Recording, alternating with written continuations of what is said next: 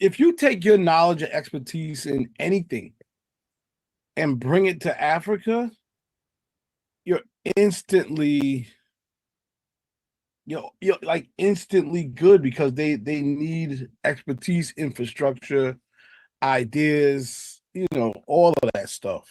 I was literally having this conversation last night, yeah, and it was just like it was like I was comparing it to like when Nas and T-Boz was going to go to Africa and Belly and shit like that. But I'm just like, yo, you gotta really like leave your like family behind or like get them to come with you. Like that's a big step, but realistically, that would like really be the goal is to go do something like that. You know what I'm saying? That's what Ludacris said. Right, he's smart. He brought a home out in Africa. Yeah, smart. And where he at? He in South Africa? I forget. I'm not too sure where he at, but he did invest, and his family and everything, got something out there. I'm sure he still got something here, but they preparing. Yeah, of course. Preparing. I think Africa's going to be everybody going back to the motherland. They've been saying it for years. So people are like, is as far as what everything we doing now here in the U.S., they doing out there now, living better. Only thing is they do be having power problems and all that, but hopefully they get that. Good link up with Akon, my nigga. Akon out there getting busy with the electricity, right? Yeah, he got his own little country out there, right? Remember he was on the call. He bought like acres for like $5 an acre or some shit. Like, yeah, man, he came up, man. Yeah, he already went up in value. How was an acre, bro? Some shit like that. Like this fool, but like I said, he making like Akon land or some shit. You know what I mean? Akon coin. No, for real, dog. Like, yeah, I know. That's it. It's funny you said Akon land, but no, dead ass though. Yes, like that ain't no joke. I already know. Akon City. Yeah, I think that is what it's called, right? Yeah, it's like called Khan City or something like that. It's supposed to be a green city powered by sunlight. And would any of y'all go? Would you go there, CL? Of course. You will go live there, bro? Listen, man. See? We be bullshitting a lot, man. But we are because the other if we got internet side of that though is it's one thing to visit. Hell yeah, I'd visit. Live, I don't know.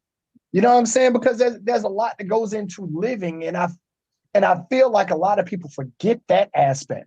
Like, shoot, I don't mind visiting Atlanta. I don't want to fucking live there. Right. That's what I'm saying. Like, there is a great idea in like, all right. But it's like you gotta, you know what I'm saying? I've been blessed to go to Tanzania and Kenya and a couple countries. Oh shit, right? It is totally it's paradise, man. This shit is nice. It's cheap. I'm talking about your dollar goes far. Your dollar goes so far, it's scary. And it's like the opportunities are almost endless. Like I would tell people the story about when I went to Tanzania. Before I left, my boy was like, yo, make sure you bring some snacks. We don't got corner stores. We don't have this. We don't have that. But, make sure you got some food so that you can snack at night because we don't got corner stores. We don't got nowhere like no delis or nothing. So I bought a bunch of shit and I bought Cheez-It, like 2 boxes or whatever. And we got there, opened up the Cheez-It. His daughter had some, his brother and this person. Before he knew what the Cheez-It was damn near gone. They were like, what is this shit? And basically he was like, listen, you should be distributing this product over here. And it's as simple as that, where you can become the plug for something so simple and make money on something so simple as Cheez-Its. Hold up. What company was you in? At the same time, hold on. Here's the side you're not thinking about. We always talk about American products not being distributed in certain places because of what's in it. You'll be the fuck around to be the downfall of Tanzania and shit. Over some damn start catching cancer and shit. That's the truth. That's the truth. Nah, but you got to pass it off to somebody else. You know what I'm saying? Like after you get your bread off, now somebody else the owner. Well, look, I was just using that example, right? I'm saying that what radio's doing over there is like wide open. What media is doing there is like wide open. Production and all of that stuff that a lot of us are in is like wide open. Tours and shows and that whole business, anything entertainment wise is a plus. if you want to move it over into the tech world, that is a super open market for anything tech, because they're still building infrastructure, right? So they're like, okay, we got internet, but we need to make it faster. Or we have this, but we need to make it better. They're all for all of that shit. So, at the end of the day, you need to just go and experience it, because Tanzania, I think, I could live in Tanzania. Jamaica, I could even live in, but I would get bored after a while. I'd probably want to travel off the island. But Tanzania, Africa's so big, you really could. It took us, I think, about 2 hours or less to go to Kenya. It was next door. You could start bouncing around Africa and do your thing. Same time, I'm not mad at Toronto, Canada, neither. It is closer, a little colder. Just hope the politics don't change over there, But let me ask you though, why is everybody thinking about leaving America? Where is this? Is it niggas just be talking? Like, here's what's funny to me, bro. Like, I don't knock nobody that's really truly sick of whatever, right? And like, I'm gonna make a move, I'm gonna do this. But let's not for one single fucking second act like niggas is like, oh, I'm sick of politics here, I'm moving elsewhere, as if they've really truly researched the politics of that city, of that country, of like the violence over here, and then not thinking about pirates or not thinking about, you know what I'm saying, like other gangs and other, what's the motherfuckers down in Mexico? Cartels and all this other, you know what I'm saying? Like, all these niggas is talking about, oh, I'm leaving. And they not thinking about all this other shit. And it's just talk. Like, anybody, like, I got a homie that went to Africa several times, but his ass ain't never moved. He found a woman out there, moved her here. His ass didn't move out there though. You know what I'm saying? But meanwhile, I got a homegirl that fucked around and moved to Abu Dhabi and stayed there. Yeah. And it's super wild because, in Abu Dhabi, women have to, stay covered and they have to do all this extra stuff. So she had to change how she carried herself. She had to really change culturally and decided, you know what, I'ma just stay here. And I thought that was kind of wild. Like, I never saw that coming. But I mean, oftentimes a lot of people are just talk. It's fantasy. That's all it is. But for those that are actually gonna make that move, because like somebody else said, yo, what about family? What about friends? What about all the things that all the intangible shit? Like you just said, ain't no corner store. That'll break some people, bruh. Not being able to run out at 11 o'clock, like being in the country, like people hate coming down south and say, man, everything closed at 9. Well, nigga, in Africa, everything closed at 8. Not saying that realistically, but I'm just saying it's quite that should break me. That shit breaking me. I ain't gonna hold you. That's tough, man. Yeah, word up. So I mean, it's a lot of talk, and for those that are about that life, be about it and really, really do it. But it's about balance and it's give and take. I mean, listen, if you're really gonna try to move, right? Wait, what you say? Yeah. So if you're really gonna try to move, I mean, the first thing you gotta do is apply and get dual citizenship. You gotta start there. I got dual citizenship with Jamaica during the pandemic. So I was like, yo, worst comes to worst, and we really gotta do, like, this shit gets bananas over here. They start coming to people's houses and bugging. We gonna have to just be in Jamaica for a little while. But you gotta at least start there. And then start to work. I mean, it's an adjustment, man, no doubt about it. It's just some people are willing to adjust while others aren't. Let's just be honest about that. ACL, quick, like crazy shit. So like having dual citizenship in Jamaica, that's amazing. You know what I'm saying? And then saying, oh, well, shit gets wild here, nigga. We headed to Jamaica for a minute. Then fuck around and picture, hey, you heading out to Jamaica and then a fucking hurricane hit.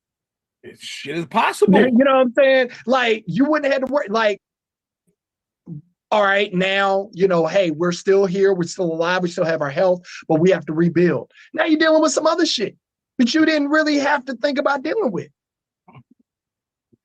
It's nasty work, man. That's all I can say. But this country seems like it could be headed for some wild shit right now. I don't know. You know what I mean?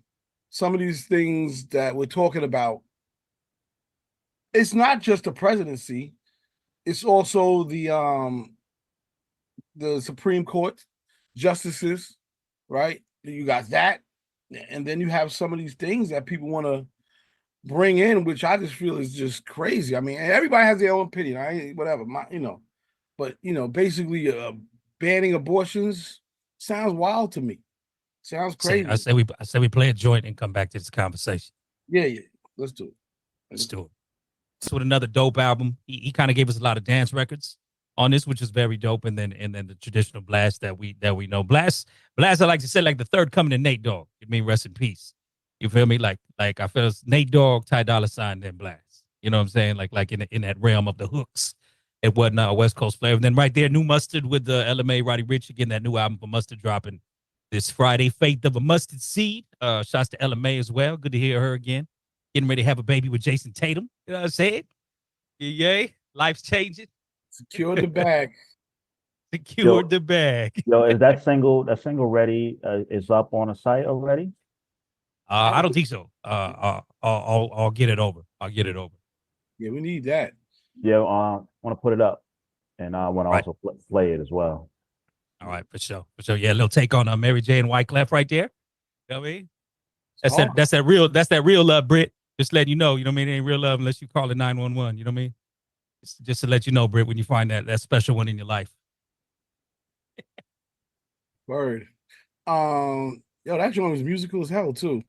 Yeah. Shout out to like Mustard. I don't know if he's playing keys now, but that shit was very well produced. Yeah, he's going in a different, like even because he dropped another record last week too. It was like 9 minutes long, but it was like one of them, like I don't say gospel, but just like you said, musically it's tight. Like an outro. It was like an outro interlude. Yeah. But I think a lot of times what winds up happening is producers, just like artists, get pigeonholed. And people, like, they do what they need to do to get on, right? They do what they need to do, and then that song blows up, and then everybody's like, oh, I want to beat like that. I want to beat like that.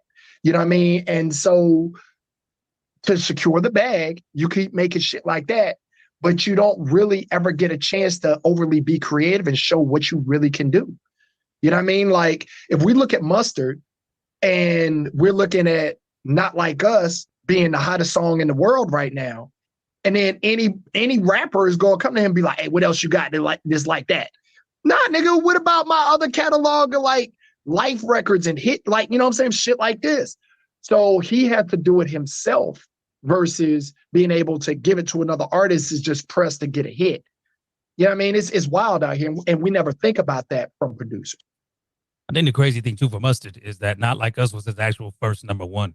He's never had a #1 in his career with his whole entire catalog. So, but this is why, like, I give Hit Boy a lot of props, because he hasn't allowed himself to kind of really be pigeonholed. You know what I mean? Like, he doing that shit with Nas is crazy. Like his beats are mad versatile. Though he can give you that West Coast flavor, you know what I mean? But I kind of agree with your bond. Like, Mustard just kind of pigeonholed himself, and like there's a sound that's been kind of, defined by him since like 2010. That we're all like, oh yeah, that's a Mustard beat, type situation. But that's all. Like I said, I give Hit Boy a lot of credit, man. Super versatile. Well, Hit Boy don't care. Hit Boy don't care. He's just gonna do what it do. Speaking on Hit Boy, he got and this is just for us on this call. He's producing a new record for Donald Trump. I heard, is it him? Yes. Because I've heard there's a few now in the works. Well, the one they're trying to officially go with is Hit Boy featuring. Listen, I got the intel. Listen, this is Hit Boy, Kodak. That's what I see. That's what I see. Kodak. That's what. Hit Boy, wow. Kodak, Fabio Foreign, Chief Keef, Fabio on it. Chief Keef, and potentially D-Lo, the boss man, or boss man. I mean, I think this is the problem with America. Why do we give a fuck about rappers and their political views? Hey, I mean, I say this all the time. People like, don't nobody on the internet inspire me. You know what I mean? I'm inspired by like real life people, like people around me or people that I mess with. Like that. That's why I say, man, there's just such a man. That's what I say. I pray for some. I pray for a lot of you, bro. They've been. You know what I mean? It's wild. Now, I wanted to kind of go back to the conversation you were starting, CL, about the whole politics, because what exactly, because, and I only bring this up because I saw a meme and it was funny. It was that it's time for America to go single. You know what I mean? Let's have America be single for a little bit, work on itself before it get into another relationship. You know what I'm saying? So it's like, what does the president actually do? You know what I mean? Because like Congress and Senate, they got the power to veto and shit anyway. Yeah. So it's like, you know, as a collective, maybe we just go presidentless for a minute and just let the House do what it do, you know, and then if they decide to bring a leader back, they bring a leader back, because we can't call these cats leaders, yo. Can't call these cats leaders. Can y'all hear me? Can I chime in for a second? Yes, ma'am. All right, real quick, because a lot of people did not pass civics in high school.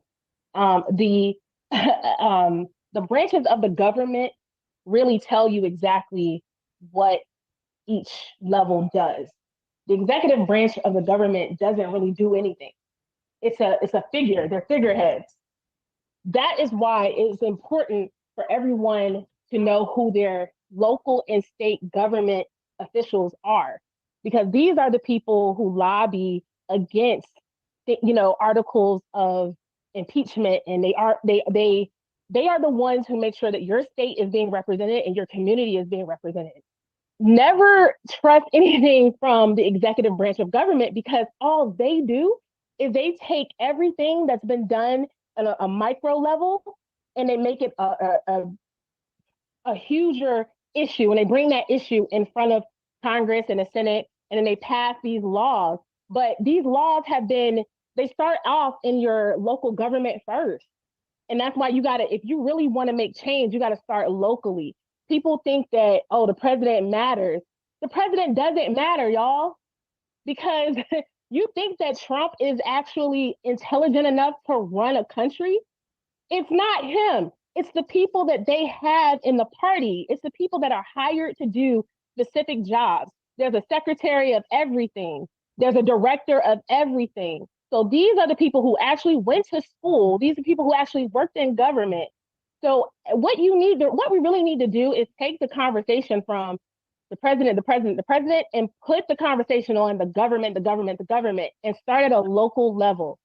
The first thing you need to do is you need to know who is in charge of your local government, who is your state senator, who is your state representatives. And then if you want to see some changes, you got to start there, because you might have a majority of Democratic people in a state, but if the senators of that state are Republican, it doesn't matter, and vice versa. So I really wish people would stop paying so much attention to who the damn president is, because it does not matter at all. It doesn't matter who the president is, y'all. I hate to break the news to you.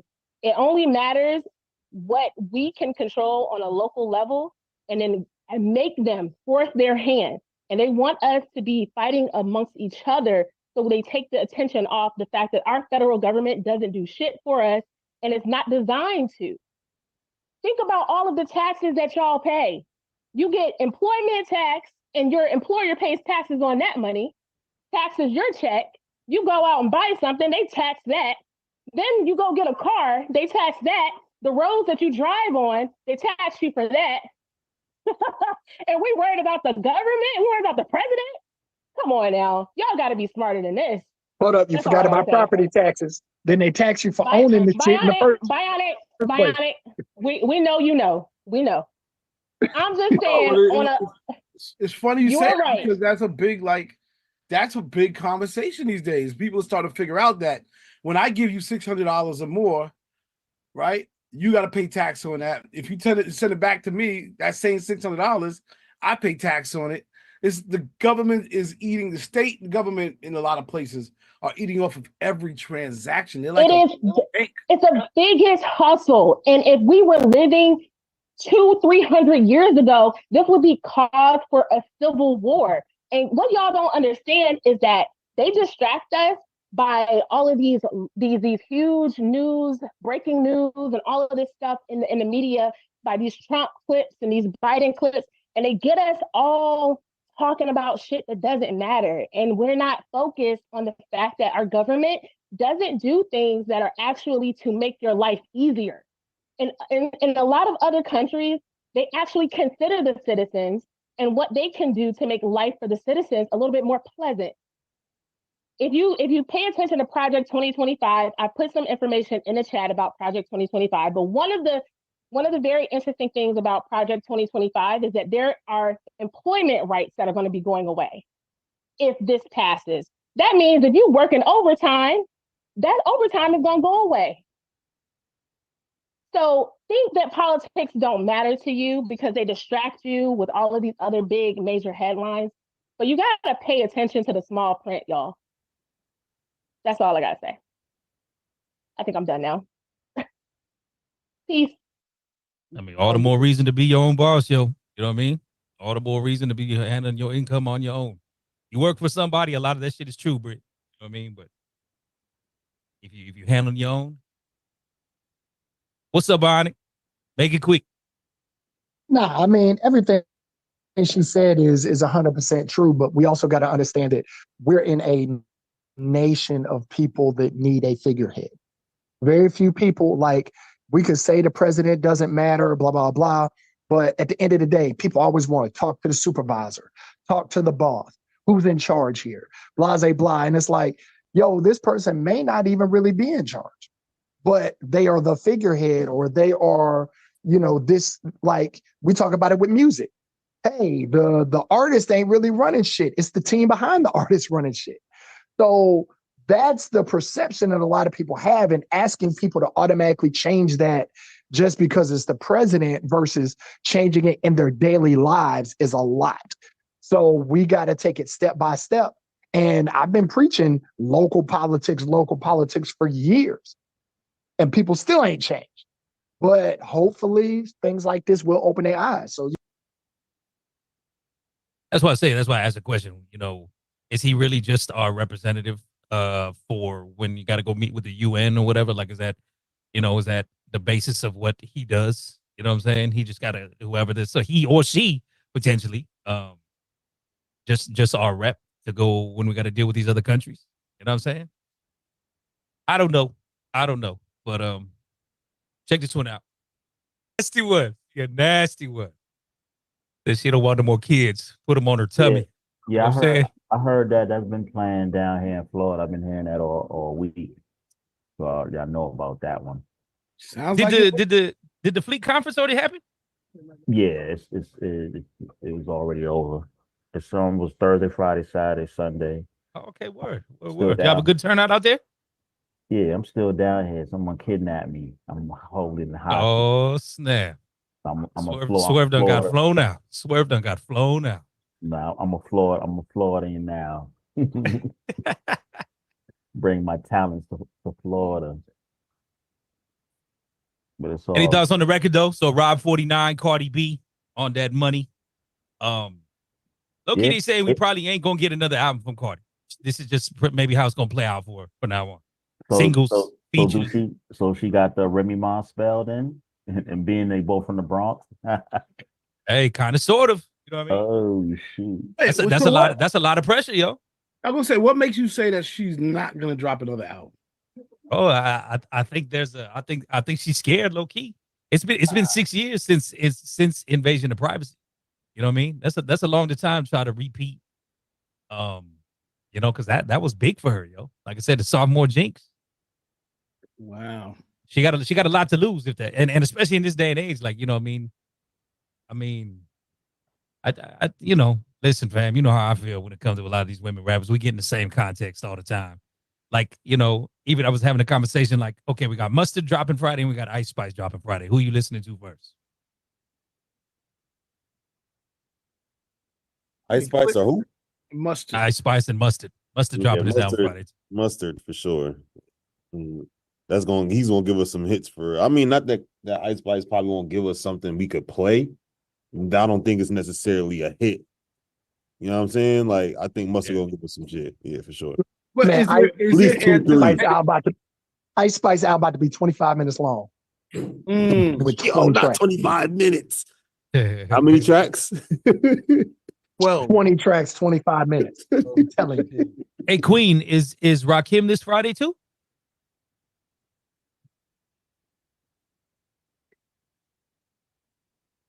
Because I think CL, it's you should bring up that question. You know what I mean? When we was talking about that from Rakim's rep, as far as the disconnect with the DJs. Yeah, it's a valid one, and it sounds like I think there's some fear, but it's also they don't see where DJs will play their music, which is crazy. That's a crazy thing that a Rakim and his manager don't think that it's worth giving the music to DJs because they don't think DJs are gonna play it. Wait, what? Say that again, Sia. I heard you, but I didn't hear you. Okay. So Rakim's manager, was talking about him jumping on the call, and the thought process is, hey, yeah, we would do it, but we didn't think about it because we just didn't think that DJs would actually care or want to play our music. So they haven't done anything DJ wise. You haven't seen a blast. You probably don't even have the records. You don't even know. That would be the first question I ask. What made y'all think that? Like, how did that enter into your minds? Like, I would be like, do you know how many DJ coalitions out here? DJ record pools out here? That's where they pull music from. That's where they get music from. There's still a lot of underground network stations, and shout out to Epidemic and resurfacing Digiwaxx Radio, and there was a lot of people that still value that sound, that type of music. So that would be like the first question, like, what? This brings us back to the same conversation we was having last week, man. You know what I mean? These artists are just really making their promo run to Sirius XM. That's the only place that's highlighting these type of records. You know what I mean? I agree with you, Queen. Common and P-Rock are still actually doing a very good press run. They got their tour that's about to kick off the end of August. Got my ticket secured, no doubt. But it's again, there's not a place. That's why I make the argument that, however many people feel about radio is like, there's no place kind of for these records. You know what I mean? Unless you're going to Sirius XM. I believe it's still so wait, so there's nowhere. Okay. So we're saying if you are Rakim, for you to be able to get your music played, or for people to actually hear your music, not just do a podcast and talk, but for people to actually hear your art, you really only have Sirius XM. I mean, where they going to New York? See, tell me where they going to New York. You in the hub of you in the mecca of hip hop. Rakim is a legend. Okay, he gonna get played. Is he gonna get played on Hot 97? No, maybe Flex will do it just because, but no, he's gonna not. put that nigga on the block. 94.7. They won't even do that because their program, for real, like throwbacks. They don't play current songs from throwback artists either. That's facts. They don't do that. They're not programmed for that. BLS might give you a nod, but again, this is very might. That's not a guarantee. That's a strong might. So here's my question. If Rakim dropped, let's just say Rakim dropped a record with Mustard, right? Would he get run? And I asked that. Nah. I asked that.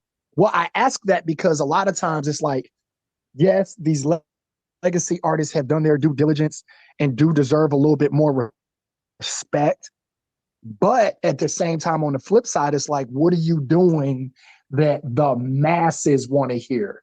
Not in a sense of like, something specialized, like a small percentage of the audience or whatever, but like across the board that, you know what I'm saying? Like a hit record is a hit record. You know what I'm saying? So that's where my question lies, like not trying to throw anything because I haven't heard the album, so I don't know what it sounds like. But if he had DJ Mustard and like a Timbaland and a Hit Boy and a Hit Maker, and these were the producers on there, and there was like a legitimate certified hit, should we think that they wouldn't play it? I don't think Rakim would care to do that. If I'm gonna Yeah, be I don't honest. think- I mean, yeah. Rakim is he a legend in the game. At this point, I think he's just doing music because he probably still got love for this shit. But I think he knows what it is. But it's just like I said, man. There's so much good music still coming out from our legends that it's just sad there's not a place. Right. for- I mean, you got MC Light dropping her singles. Of course, LL Cool J. With he just dropped a new video for one of his joints off the project. Of course, Rakim. Who else? Common. Common, Pete Rock. You Yeah. know what I'm saying? So there's a lot of LL. I said L. I said Okay. L. So, we got a lot of Greg Nice. You know what I'm saying? He was out here. Shit, Fat Joe dropping an album. Fat Joe, yeah. Greg Nice. He was out Even here. Nas.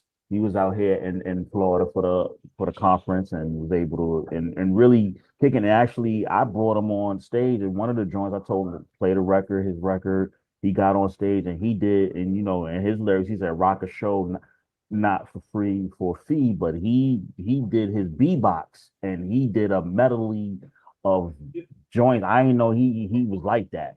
Like as far as beatboxing, he definitely did a great job. But people like him, so it's a lane. And there are stations that just the DJs got to play it. You know what I'm saying? And the program directors got to put it in play. They're all throwback radio stations, and they just need to make a little segue for the new music to get played and be heard. So how effective are, I guess, the apps? I'm not going to talk Spotify, but does that Apple Music feature help, or does that? I think so. I mean, even like I think when MC Light dropped The Woman, and again, this is where it gets tricky, right? Because like Title legitimately named the channel Grown Rap, and MC Light was on the cover of it. You know what I mean? So those, I guess, particular placements work. You know what I'm saying? But it's not lifestyle. It's not radio. It's exactly. That's still, you got to dig and find it. Like, that's crazy that there's nowhere that I can think of in New York for sure, that gets attention, that you could take special ed, the new freaking De La or Tribe or whatever is out there. Crazy. And this is damn. You know who I'm gonna tell you who low key puts on for hip hop still is Jimmy Fallon. Jimmy Fallon be having all these cats on there. Yeah, he does. Which is, I get it. That's love, but that's just crazy to me that's who we got to go get love when it comes to hip hop. That just sounds ridiculous. I mean, I respect it, but again, Kwame said some shit last week that really made sense. Like, yo, we gotta stop going, everybody. We gotta build our own shit. Nobody's gonna do it for us, and I know it makes sense, but people are just thinking about money right now. I was talking to a program director, a station owner, earlier this week, that's talking about laying off his staff to keep his station going. Yeah. So he's thinking about laying off his staff because they can't. Yeah, word. That sounds crazy. Yeah, he was like, yo, we got a sales staff, they're not pulling enough money. We got something. That's the same thing I was talking with a couple of people here at the conference about certain people, and one of the conversations we brought up about all of us DJs here is possibly getting our jobs replaced with AI and the whole AI, the DJs and stuff like that. And some was like, oh, that's not going by. I said, yo, it's already here. It's just a matter of time. But I could do this and AI can't do it. Well, the AI is going to study us until it gets it down pat. So and with that, that's going to be cheaper rate than what we charge. Who you think people gonna start hiring if they could get that feature or whatever for a real good price versus what we charge? So to me, the only thing that trumps AI is culture. And again, I was asking last week, I think it was last week we started to get into it, but my question is, what could you build to actually support these artists in this part of the culture that clearly makes quality music, but they just don't have an outlet for it? So can an internet radio station suffice? Or is it something else? But what do you build to actually maintain this part of the culture? So from my standpoint, in talking to people who are like reaching out to me for promo on the platform, like they keep asking, because charts matter, right? People care about the charts, people care about the Billboard, whatever. And like in my particular space, it's just all stream, right? So potentially you get listened to enough, you're gonna get some bread back. You know what I mean? But that's how that's how Live One operates. Right. So when you talk like internet radio, I know there's digital radio track. People just want to see results of this stuff getting played or whatever the case may be.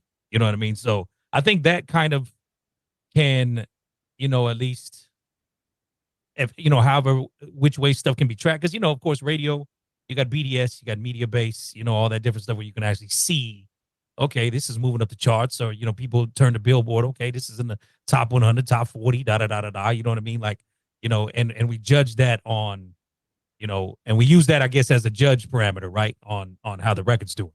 Where today, the likes and views have become a thing. But that doesn't, again, always equate to is people actually really going out there and supporting your music in a major way, right? So that's where, like I said, I bring up the question, with all these legacy artists that are still putting out amazing music, Sirius XM is the only place that's really giving them a highlight, aside from, like I said, your grown rap title playlist or whatever the case may be. Like I know for me, we have a new Hip Hop Now station, and it's a blend of all of it. So I got the new P-Rock and Common on there, and I got the new fucking Rob 49. Like it's all together.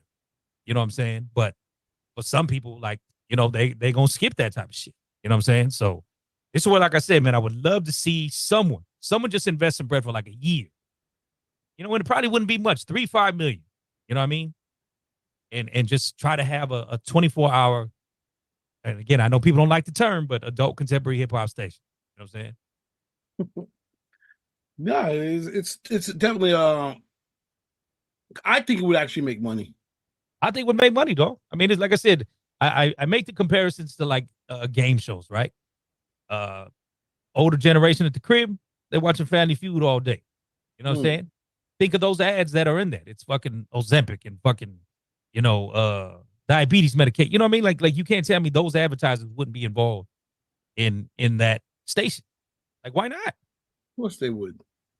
It makes sense. Like, of course they would. It actually makes sense. Like, did we play the Remy and Fat Joe? No, we didn't. We have not. All right, let's run it. Here we go. The Will Smith sample in there. So Remy, Fat Joe, Cool and Dre, Out of Control. That actually dropped 2 weeks ago, yo. Yeah. So I think Fat Joe dropping is like the top of August. He got another album coming our way. So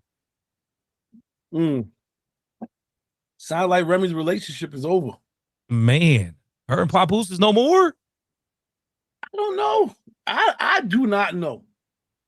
She definitely ate, but damn, she said some wild shit on there that makes me feel like. She said she shot her friend over a band and fuck. And bitch. And what? That was hard. Hard. Yeah. Good shit. That's hip hop right there. Hell yeah. Yo, Remy, one of them original baddies too. I feel like she get left out the conversation. Yo, bro. I feel like they used to like play her, Ray. Like, you know, she used to look a Yeah. little rough and all that. I mean, nah, she cleaned up real nice. Man, Real nice indeed. nice and neat. I see my man. Almond brown. I see my man Mix is in the building. Is that you, Mix? You got you on mute. You on mute, brother.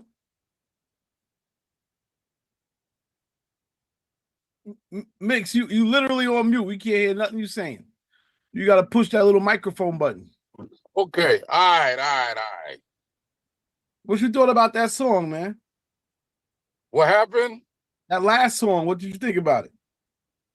Yeah, it was. I mean, it sounded like the gutter shit that they know how to make. You know what I mean? That's what it sounded like to me. I mean, I didn't know it was Cool and Dre and them, but I know them guys to be making more.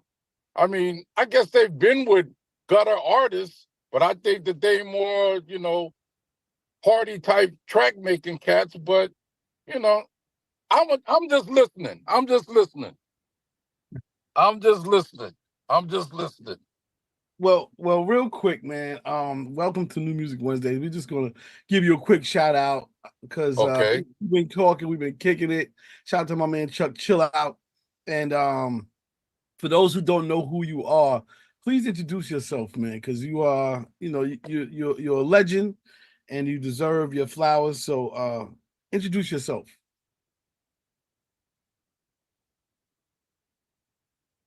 You going?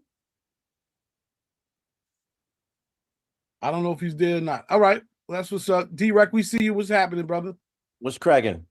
I can't complain, man. Okay. Yeah, we can hear you. We can hear you. Okay. Right on. Right in the building. Yeah, I wanted my man Mix to jump in and say what's up, but I guess we lost him completely. I don't know what happened, but he'll come back. Anyway, how you been, man? I'm good, man. Just, out here trying to move this record, getting ready to go on this tour. We're wilding out and, staying busy. Yeah, absolutely, man. First of all, congratulations on everything, man. You've been doing it. How many years of Wildin' Out has it been now? Oh, 19. Is it 19? Yeah, 19. We started in 05. We premiered in 05, yeah. Fire. And one of the things people don't know is like you were actually from the beginning part of the show, part of the creative of it, and the whole shebang. Have you done anything else in TV? Oh yeah, I did a bunch of TV before Wildin' Out. I mean a ton of commercials. I was on Living Single. I used to work in the flavor office. Just a lot of things. I moved to LA back in the day. I'm kind of a Sammy Davis Jr. out here. You got to be able to do a bunch of different things. And Wildin' Out didn't pop off until, like I said, Nick and I created that in 04, and it got on air in 05. And I moved to LA in 92. So, I was moving around a lot. I had a couple of deals in the 90s and stuff like that too. So yeah, let's go back a little bit and talk about your origin story. Like, how did you even get into LA and the entertainment scene? Well, I'm from the Bay. So in fact, is Mr. Mick still on here? Yeah. I'm trying to stay my ass on there. Man, you got to get a connection, man. Well, anyway, I was still in high school and I met Dave Hobbs, my man right here in the studio, and we was in Fremont. But and that's just that was back in '88. Remember Fremont, this must be Chaz. Yeah, well, I was one of Chaz's artists. Okay, all right. But man, you had that artist Kool-Aid. What was his name? Right. Yeah. Cool. Yeah, I forgot his name. But anyway, it wasn't nobody bigger than 2 Live Crew back then. Mr. Mix was doing his thing. So, but yeah, no, I was a B-boy, and I started off being a B-boy and winning contests and stuff like that in the Bay. And then I moved to LA in 92 to act and do music. And I got a couple record deals in the mid 90s, and poor management, stopped things from coming out. So I did my thing. you know, did a bunch of commercials and working. And I met Nick in like 2000. No, I met Nick in 97. And through Kel from Keenan and Kel.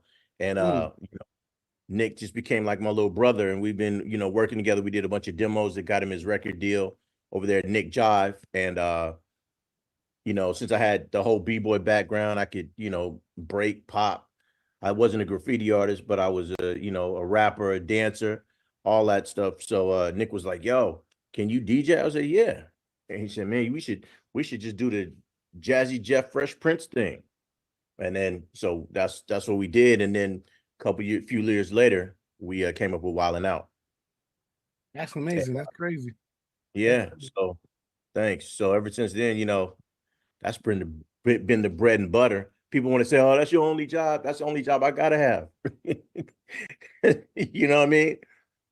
Yeah, facts, man. Facts. So I want to get into this new project and definitely play the new single. But before we play this single, tell us more about the project itself. You know, album, just a single. What's your plan with the music you got, you know, moving forward? Yeah, so the new single I have out now is called How We Roll. And it's an ode to like me being from the Bay Area, to how we roll in the Bay Area. We really love those classic Mustangs and classic Cougars and things like that. You know, and mustard and mayonnaise, like 40 said, you know, my favorite ones is the ones that was green with the peanut butter top and the white interior, and you know, just thunder in the back, in the trunk, you know what I mean? So you know, if you're from that era, you understand it. And if you know, definitely if you're from the Bay, you get that culture. So, but as far as the whole project is concerned, I'm working on some new music as we speak right now. I want to put out at the very least an EP. So like, you know, 4 to 6 joints. And then you know, I kind of have a built-in way of being able to get out in front of people with this Wildin' Out tour, so I can get out and perform it in these arenas and things like that. But yeah, so I'm just, you know, How We Roll is doing. I didn't expect it to not do well. I just didn't expect it. It's getting more attention than I thought it would get. So now I have this bar that I have to. I feel like I have to make sure that I you know, keep I stay at least that level. That's a good thing, man. That's a good thing. Shout out to my man JD. He's the one who put me up on the game. Yeah, that's my guy. Yeah, JD been on it. And shout out to Chaz. We got a chance to chop it up last night. And yeah, let's get into the record, man. We're gonna come back. Gotta ask some more questions. I got a couple other questions to ask for sure. Check this out, y'all.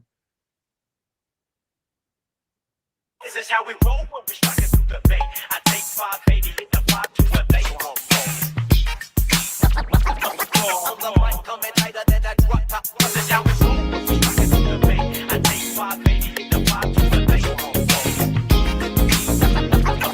On the mic, coming tighter than that drop top. Well, you can catch me in that 6'5" pony with double O cams, doing 80 on skates, getting chased by Jakes. They wanna run in my place with the gun in my face. Probably what they thinking when they run in my place. I ain't king, so why you sweat me? Semi-celebrity, never had a felony, never won a spelling bee, never had a warrant, never paid bail. Just some challenges of a young black male. So I'm sideways to the next light dipping, skipping to whatever they own. I ain't tripping, cause I'm fortunate. The game, I'm absorbing it. Obstacles in my path, stick a fork in it. Cause yo, I'ma live only in the positive. I'm obligated to my seed, who I gotta give. Cali's so ridiculous, please try to envision this. From the bait till I say NGDL.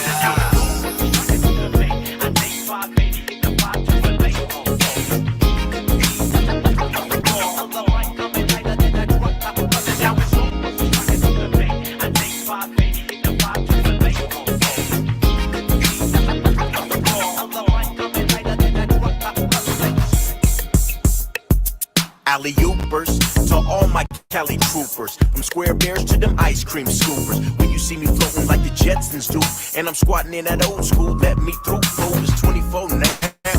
We grown style. We don't want the milk, we want the whole cow now. Gas, break, get with some foreign chicks. Chase the heen with some fireball and corn chips. Never no forfeits, all about getting mine. It's dinner time, from first to the finish line. A different mind with my own concoctions. When I slide through, all you hear was boom, boom, bop, and then the haters be jocking. They know it's spectacular, this bachelor will tackle you with this dummy vernacular. And I'm happier than a kid on a skateboard. And if I'm late getting back, she can wait for it.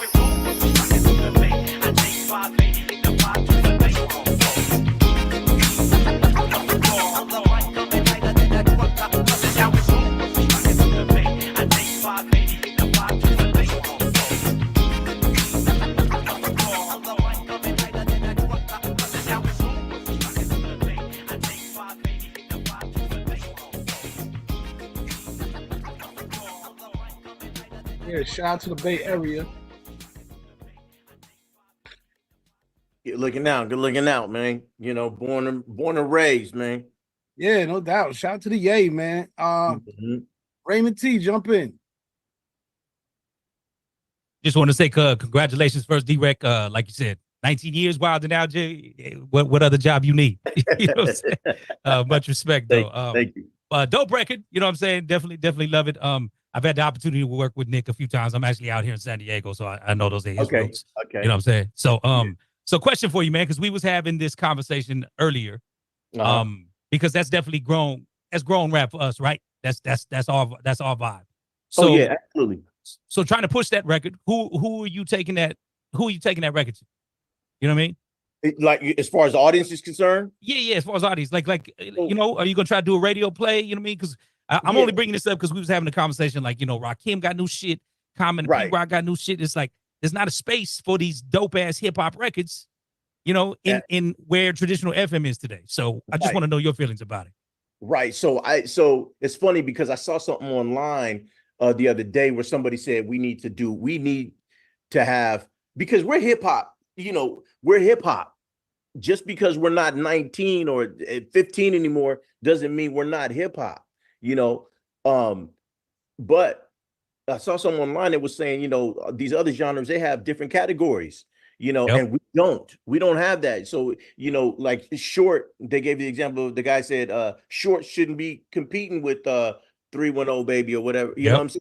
So when I did this song, I was like, this is adult contemporary rap. And that's what I'm doing it for.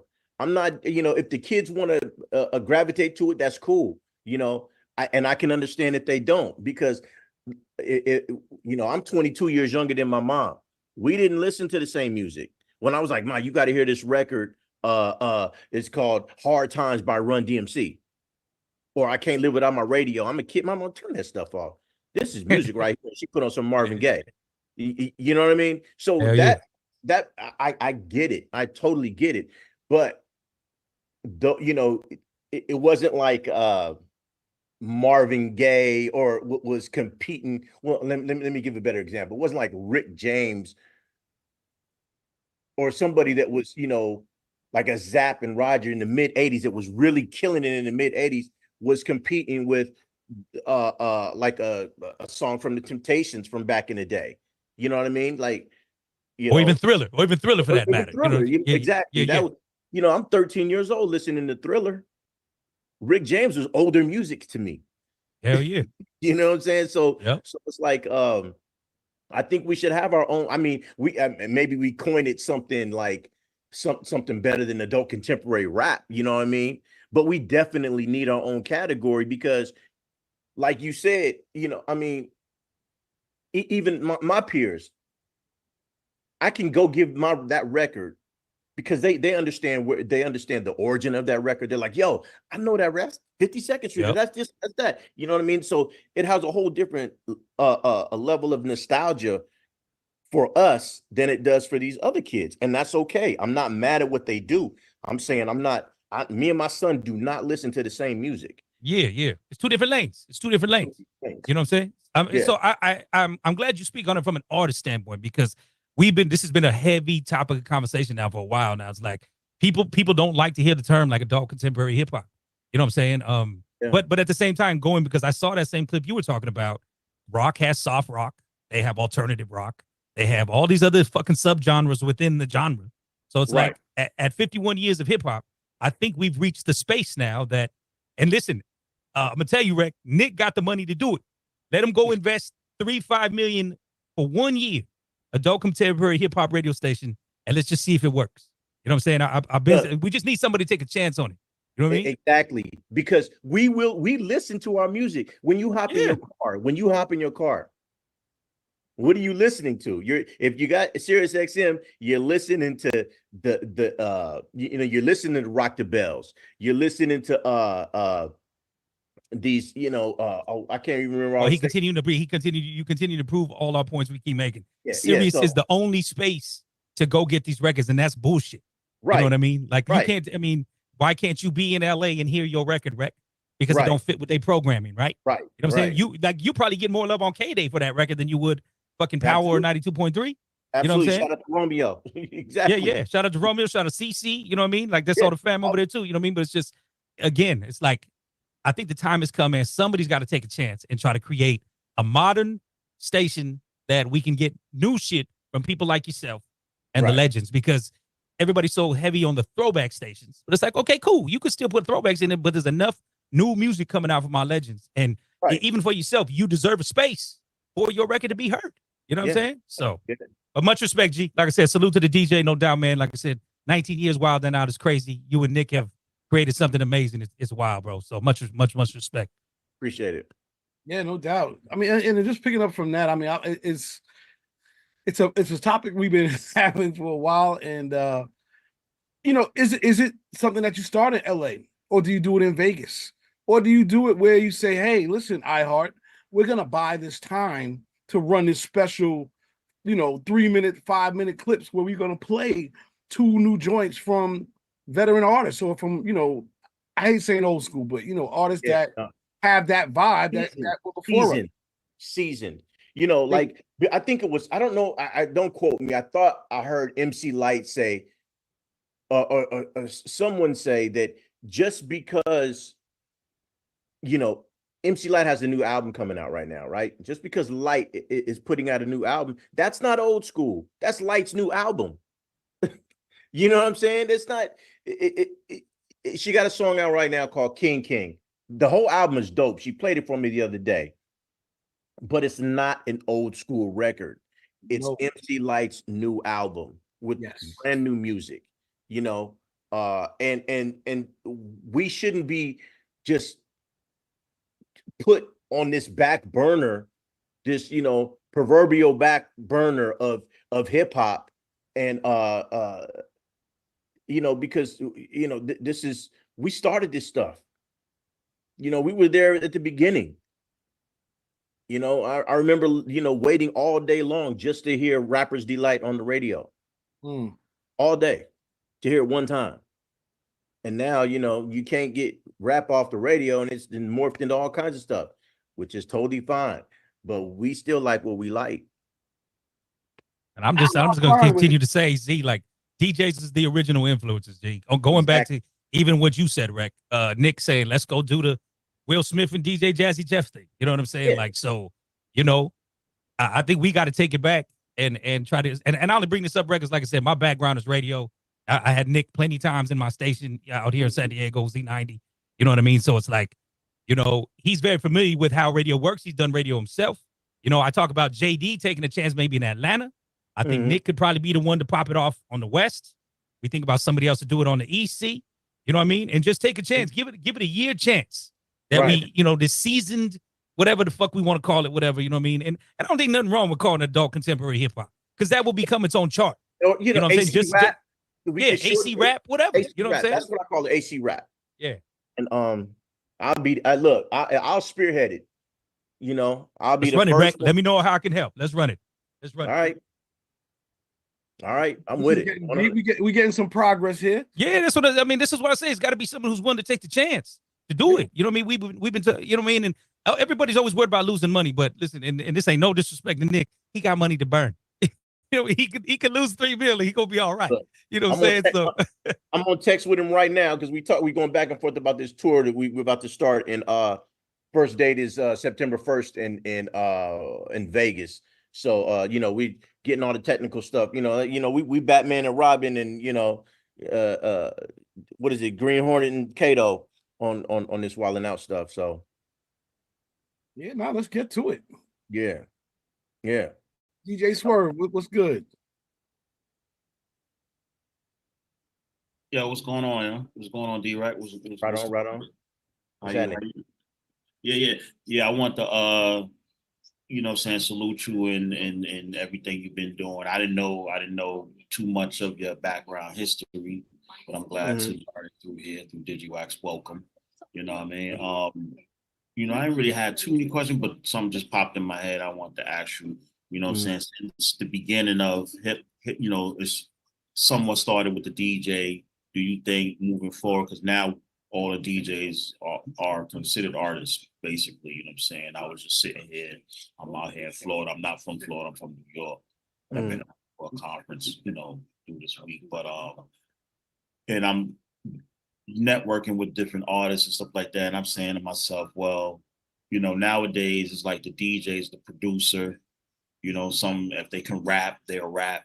We pretty much doing everything like you said.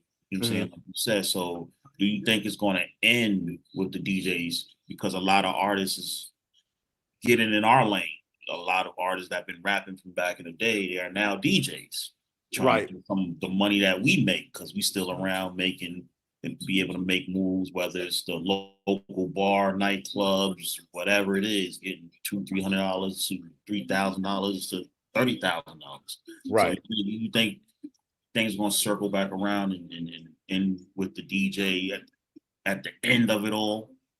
I don't know if it'll circle back around because, a lot of things, like religion, a lot of things get bastardized. So you got a lot of artists, they'll go and they'll DJ because they can get the same bag as they would if they, they might not know how to DJ, but they, somebody will give them a set list, and they'll go and do a club, and they'll go get 50 racks that night, DJing at a club.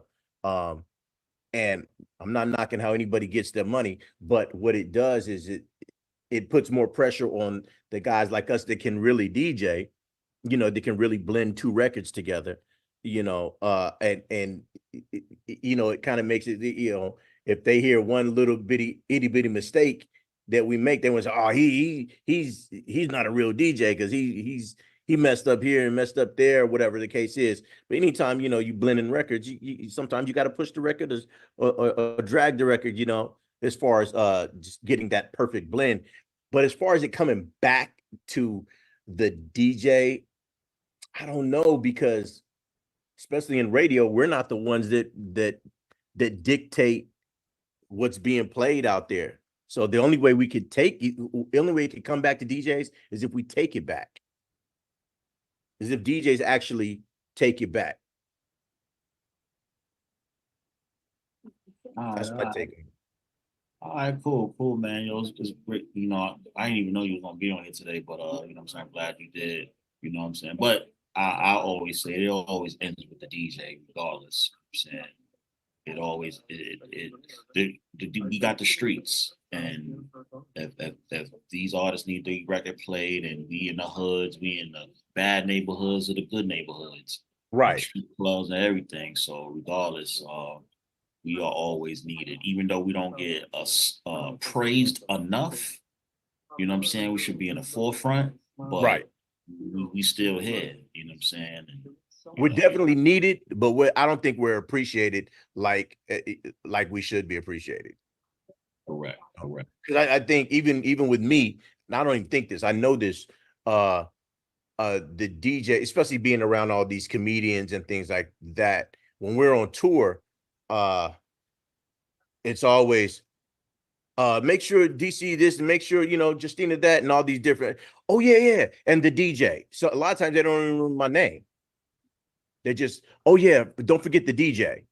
But if I don't get there first and set up everything and make sure everything is right technically, the show doesn't go right. The show doesn't function without that motor. And so, you know, our importance, I don't think there's no I don't think there's as much weight put on our importance and what we do as there should be. You are right. You are correct about that. Everything you just said, like we looked at last, but just if we don't show up or that sound ain't on, Yep. then we'll be to blame. Yep. So I have no problem if people want to disrespect me and act like what I'm doing is anybody could do. Okay, watch me unplug. I'll kick a hole in the speaker, pull a plug, and then I jet. Not jet, word. So that's just the angry DJ in me. Oh, I mean, we all feel the same way. We all feel the same way. Yeah, because I'm gonna bring it back to the like. I think Swerve making a good point is gonna, eventually come back, and yeah, I think it is more DJs making records. Shout out to Mix, who you know, and we were having this conversation about the fact that DJs are making better records than a lot of artists are. Absolutely. Because they understand the culture of what makes people move. They really give a shit about what people feel. I'm not knocking nobody's art. I'm not. I'm just saying that it's amazing how much more people connect with DJ music. However, it's just not marketed as well. It's not promoted as well. There's not enough platforms. A lot of times DJs are pulled in 1,000 different directions and they can't even really focus on themselves as artists. Right. It's a very, you're getting pulled in all these different directions. So where do you get time to even focus on you? Especially if you don't have like a manager, somebody that's really motivating you to stay on this trajectory, on this target. Right. But I do think the DJ is going to save music, period, because some of the best songs I'm hearing, like your record, immediately I was like, yo, that's that Cali shit that I like. That's that vibe that I like. Now, yeah, I can probably get it from a few artists, but most, not knocking nobody today, but it's just like you said, it's a different sound, it's a different artist. We're not listening to the same music, so right. And there's no, like I played every instrument, programmed every drum and everything on that record. I played the guitar, the moog, all of that, and so like you said, I mean, I'm a musician as well, but as far as DJs being in touch with that the music, and we care about what moves people because we care about what moves us. I love to be in a DJ booth when I'm spinning and when I'm performing and dancing. I like to be moving. I like playing records that make me move. Yeah, that's the only way. Cuddy, go ahead, brother. You're D-Wrek. What's up, bro? What's happening? From Jersey, for me. Yo, bro, big fan for real. Like, I've been watching the show since the beginning. You know what I'm saying? Like, I'm a big fan of everything, comedy, improv, all of that. You know what I'm saying? Hip hop and comedy always went hand in hand, and y'all like are the newest thing to the culture. So, you know what I mean? Salute that. And my question, I got two questions for you. My one question is like, where do you see like the direction of like TV going with comedy and music, period? Because like, like right now it's like mad reality shows and silly shit like that. Do you see anything like popping off in the future, or do you think it's more like internet shit now? I think that because there's so many different platforms, and I'm just one person, and I might have a different opinion tomorrow.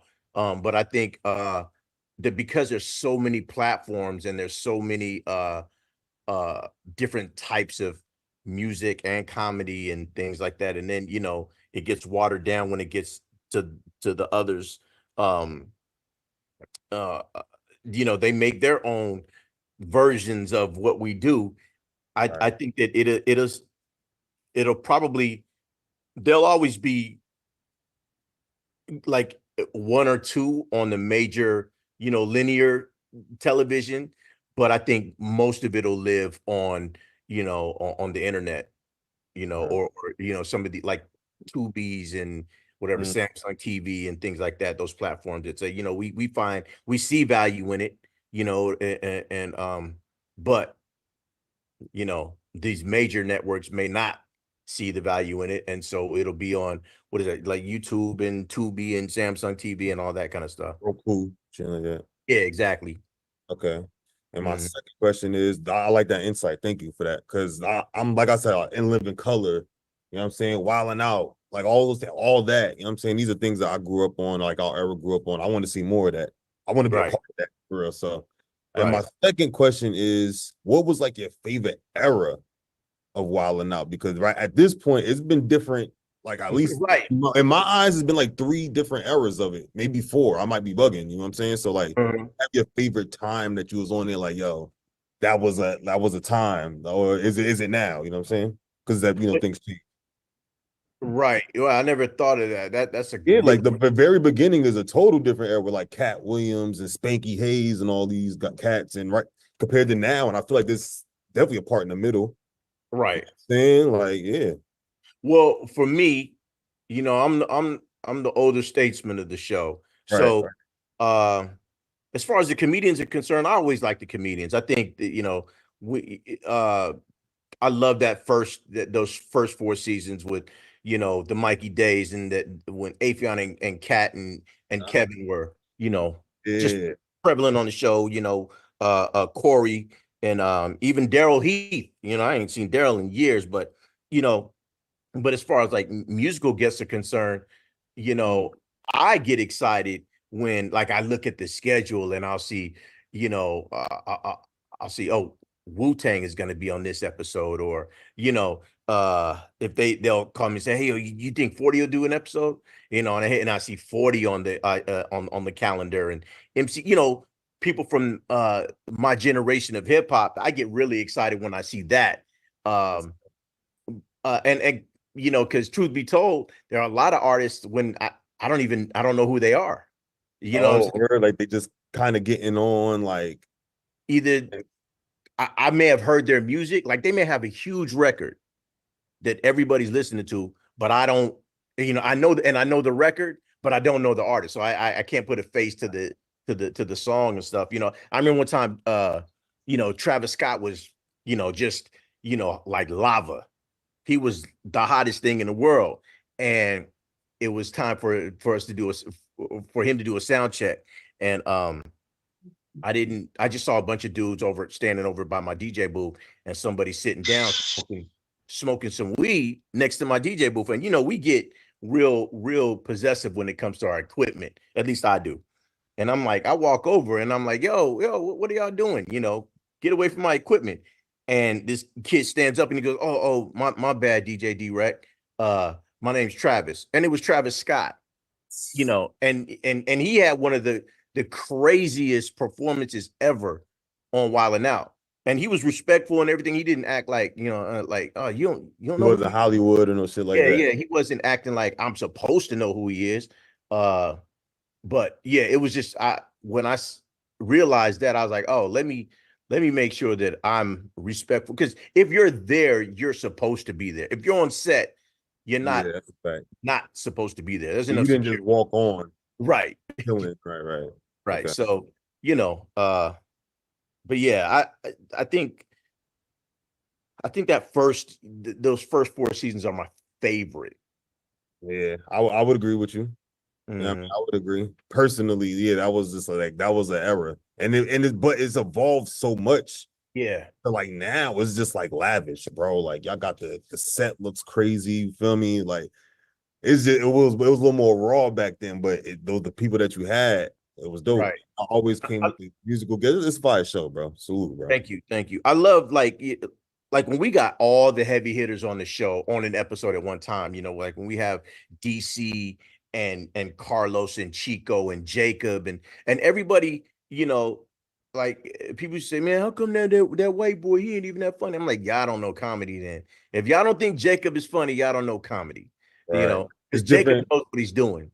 All right. You know, so, you know, when we have all those heavy hitters, those episodes, man, the stuff that doesn't make it to TV is the funniest stuff in the world. Damn, I ain't even think about none of that, bro. The stuff that doesn't mean I need to come out with like a deleted scenes or something. Yeah, we got it. It's all on tape. That's tough. Yeah, That's tough. Yo, keep rocking, man. Salute, bro. We support appreciate you, it, man. Yes, sir. Yo, you mentioned the Sammy Davis Jr. comparison.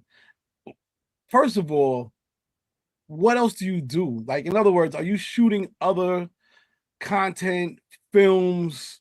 I know you said you played everything on this last song. What the heck? What else do you do? Like, are you producer, director, writer, dancer? I am. Is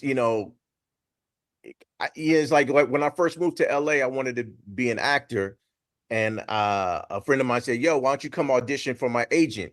And so I get to the audition, and it was a dance audition. It was a choreographer, and they were like, "Okay, 5, 6, 7, 8, and do these steps and stuff like that." And so then I get an agent. I go and I sit down with the agent, and I'm supposed to sign my papers.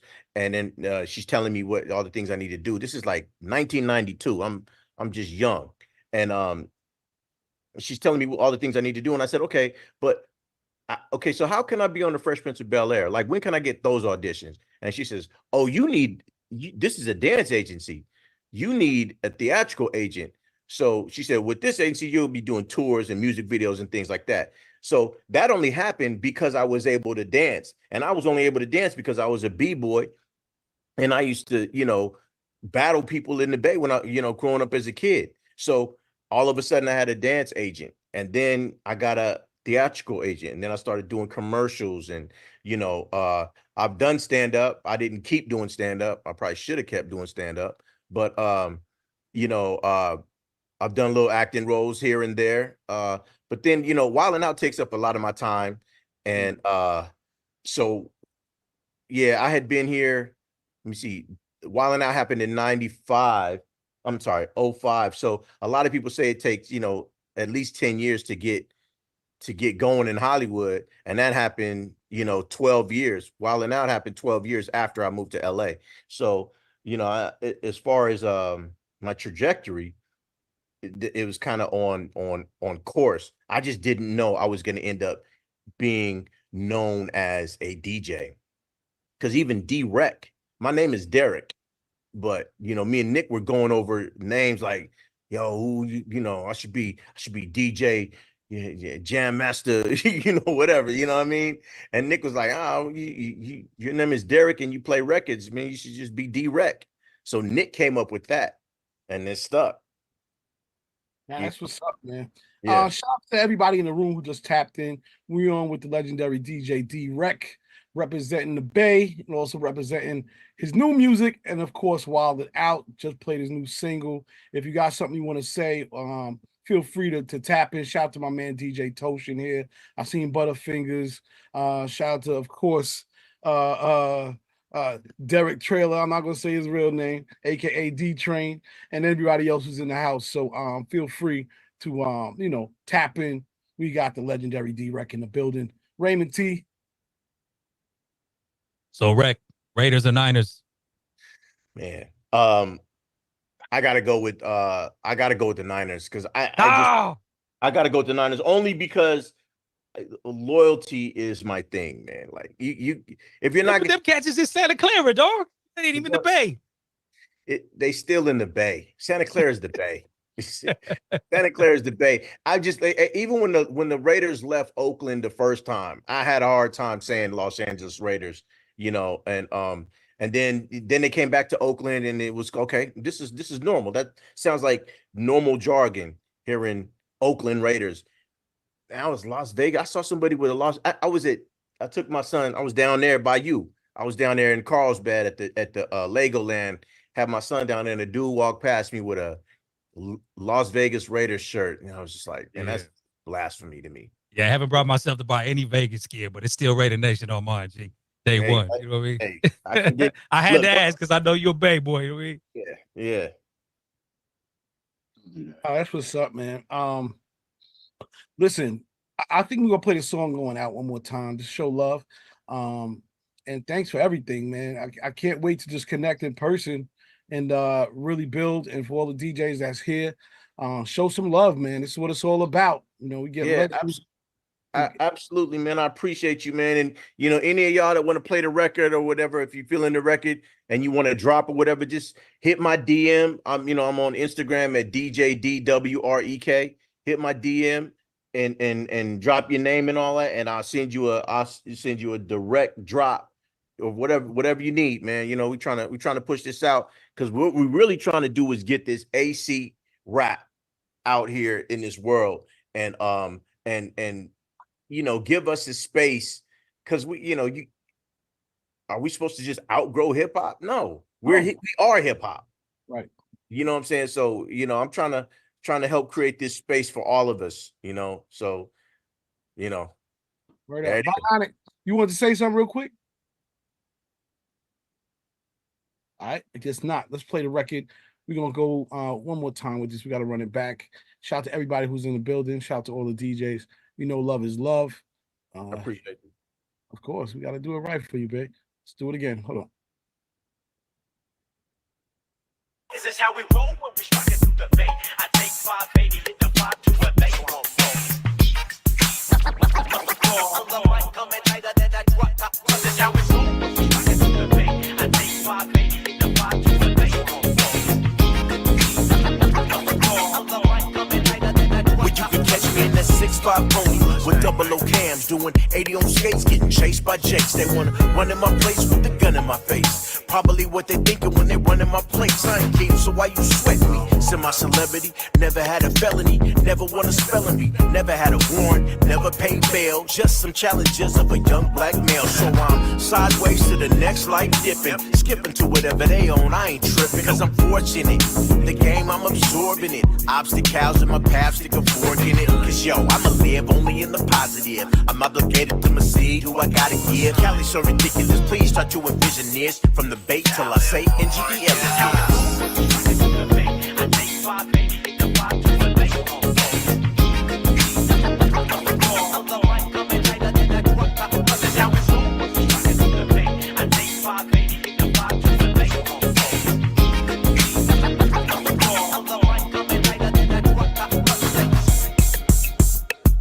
Alley-oopers to all my Cali troopers, from square bears to them ice cream scoopers. When you see me floating like the Jetsons do, and I'm squatting in that old school, let me through. Fool, it's 24 now, we grown style. We don't want the milk, we want the whole cow now. Gas, break, get with some foreign chicks. Chase the heme with some fireball corn chips. Never no forfeits, all about getting mine. It's dinner time from first to the finish line. A different mind with my own concoctions. When I slide through, all you hear was boom, boom, bop, and then the haters be jocking. They know it's spectacular. This bachelor will tackle you with the dummy vernacular, and I'm happier than a kid on a skateboard. And if I'm late getting back, she can wait for it. I take 580, the 5 to the bay.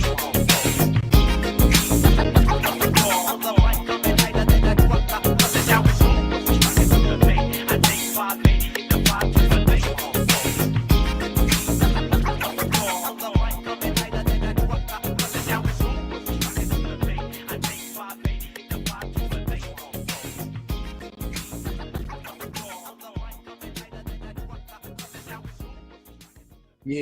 You already know DJ D-Wrek representing that Bay Area. Yes, sir. Good stuff again. Written, produced, all instruments, all production done by D-Wrek himself. Definitely one of the most humble, talented people we've had on the call. And if you need drops, other interviews for your shows, or anything else, hit him in his DM. DJ Hollygrove, what's good with you and the Chop Stars? I'm good, brother. Good afternoon. I came in at the end, you hear me? Like I heard the last probably 30 or 45 seconds of the song, and I came in Seawalker. Like people know me, I'm from New Orleans, but I grew up in the Bay Area.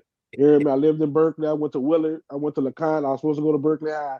I fuck with it, D-Wrek. You hear me? And then, you're a DJ, so you know you're going to get that extra love from us. You hear me? So I'm definitely, you got a clean version. I'm literally doing my mix tonight for my radio station. I'm definitely have to slide that in. You hear me? Salute to you, brother. It's clean. I appreciate it. The whole thing is clean, man. It's clean. Even better. Even better. You know, well, we need a DJ pack. We just need the song. You hear me? Shit. If we clean, that's stuff we need. It's ready to go, man. Shout out to Sacktown's Toast Jackson in the building. Word up. I used to go with the Sack. Toast was always holding it down. Shout out to Toast. He's also in the building. He said he needs the DJ pack, so we'll get that. Yes, sir. We need that. Yes, Yeah, sir. go ahead, Toast. Go ahead, man. How you doing? No, that's right. In Sacktown. That's right down the middle. 916 in the building. Yes, sir. We need it. Yes, sir. Please send it. Right on. Yeah. Yeah, my question is for the show, when y'all are doing like the musical skits and everything like that, are you creating the music for that stuff? Is there like a team of folks that do that? Or how's all that put together? My man Trey Boogie is the music supervisor on the show out of San Diego. So him and Quad, they do all the music for the show. And I don't. Man, that there would be so much on my plate if I had to produce all the music and take all those television cues and things like that, because it's cameras in your face, it's this I got producers in my ear and all kinds of stuff. So yeah, I'd have no time to do anything. But yeah, so we got a team of people that do that. So the second part of my question is, like, how artists do cover songs and everything is all good as long as you give credit to whoever the songwriters and stuff were. When y'all had Ty Dolla $ign on the show, there was a song that was done called Send Me the News. And a lot of my friends was like, yo, you should do a cover of that shit. So I went ahead and did it. It became one of my more popular joints. But I'm like, yo, I want to give the rights and the credits to the folk involved, but I don't know who to damn give the rights and the credits to. Is there something, or, any way that to try to go about doing that so everything is on the up and up, everybody gets their just due credit on that? Yeah, like I said, my man Trey Boogie has all that information, and I can give you his email address right now. Hold on one second. Trey Boogie. You can put it up. Okay, shout out to Trey Boogie, getting mad loves. San Diego in the building. Put it in the chat too. Feel free to put it in the chat. Yeah, for sure. Okay. Yeah, I'll do that. I'll put it in the chat. Bionic, that's it. Okay. Yeah, that's it. Appreciate it. Nah, no doubt about it. Yeah, man. Shout out to everybody. I guess there's a few people in the Bay. D-Train. You there? If you're there, jump on real quick. Shout out to the Bay Area. Everybody who's in here. Shout out to Cali, of course. Big Cali energy all the time. Okay, Nikki, she put up her hand. Shout out to Nikki. Word up. Of course. Yeah, we definitely gotta get that record over to Gary. Rec, you familiar with Gary Archer, right? Yeah. Yeah. You gotta get that record. He got a radio show every Wednesday. Okay. You know what I mean? So yeah, and he breaking records hella, bro. So get that to him. Yeah, Chaz should be on this call. I think Chaz is on here. I think he's on here, actually. Yo. Yeah, there we go. Chaz, man, are you taking notes, man? Yeah. Chaz, I'll text you too after the call, because it seemed like y'all ready to do the promo tour heavy. So this is the beginning of it. Your toe is in the water. So might well go ahead. Hey, we ready. Yeah. Okay. What up, D-Train? Can you hear me? D-Train on there. He doing 10 things at once. Right. Except hitting unmute. It's all good. But listen, D-Wrek, man, feel free to stay on. And thank you for the love, of course, coming through, sharing the music, telling your story, where you at. And we got your back, man. So let us know what it's going to take. We do have the clean, and we have, I believe, the instrumental of the record as well. So DJ, I got a remix with my man JT from In Too Deep that we could get out to you as well. Chaz has all of that stuff, and it's out there. We will have that up on Digiwaxx probably within the next 30 minutes. Just so everybody knows. So, and if you don't have an account, or if your account, whatever, just text me and we'll get that fixed. If you can't get in or any drama, but feel free, go to Digiwaxx, download everything you need, tax, all that good stuff. Yo. Who that? That's D-Train. D-Train. Yes, sir. Hey, Yes, sir. Sorry, man, fellas. What I up, was trying to Train? do two things at once. What's happening, fellas? What's happening, team? How you doing? What's up with the train? How you doing, man? You had a little episode or what? Yeah, a little episode, man. But God had me. You know what I'm saying? And so I'm all right now, fighting through it. I Right, man. appreciate it. Glad you made it through. Recover Thank you. blessings, you know what I mean? Thank you so much. Thank you so much, man. Every day my speech still ain't there yet, but I just keep on talking, it'll be better. That's what they tell me. So Good.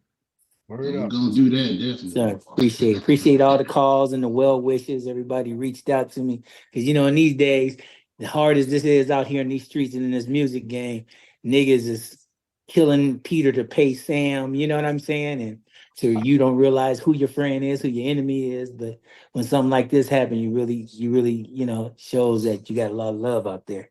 So I appreciate all of it. D-Train, what'd you get us all out here? Why'd you tell me to get on this call? What are we looking What? for? What do you guys need? I can hear it in your voice, man. I love you, dude. You know that.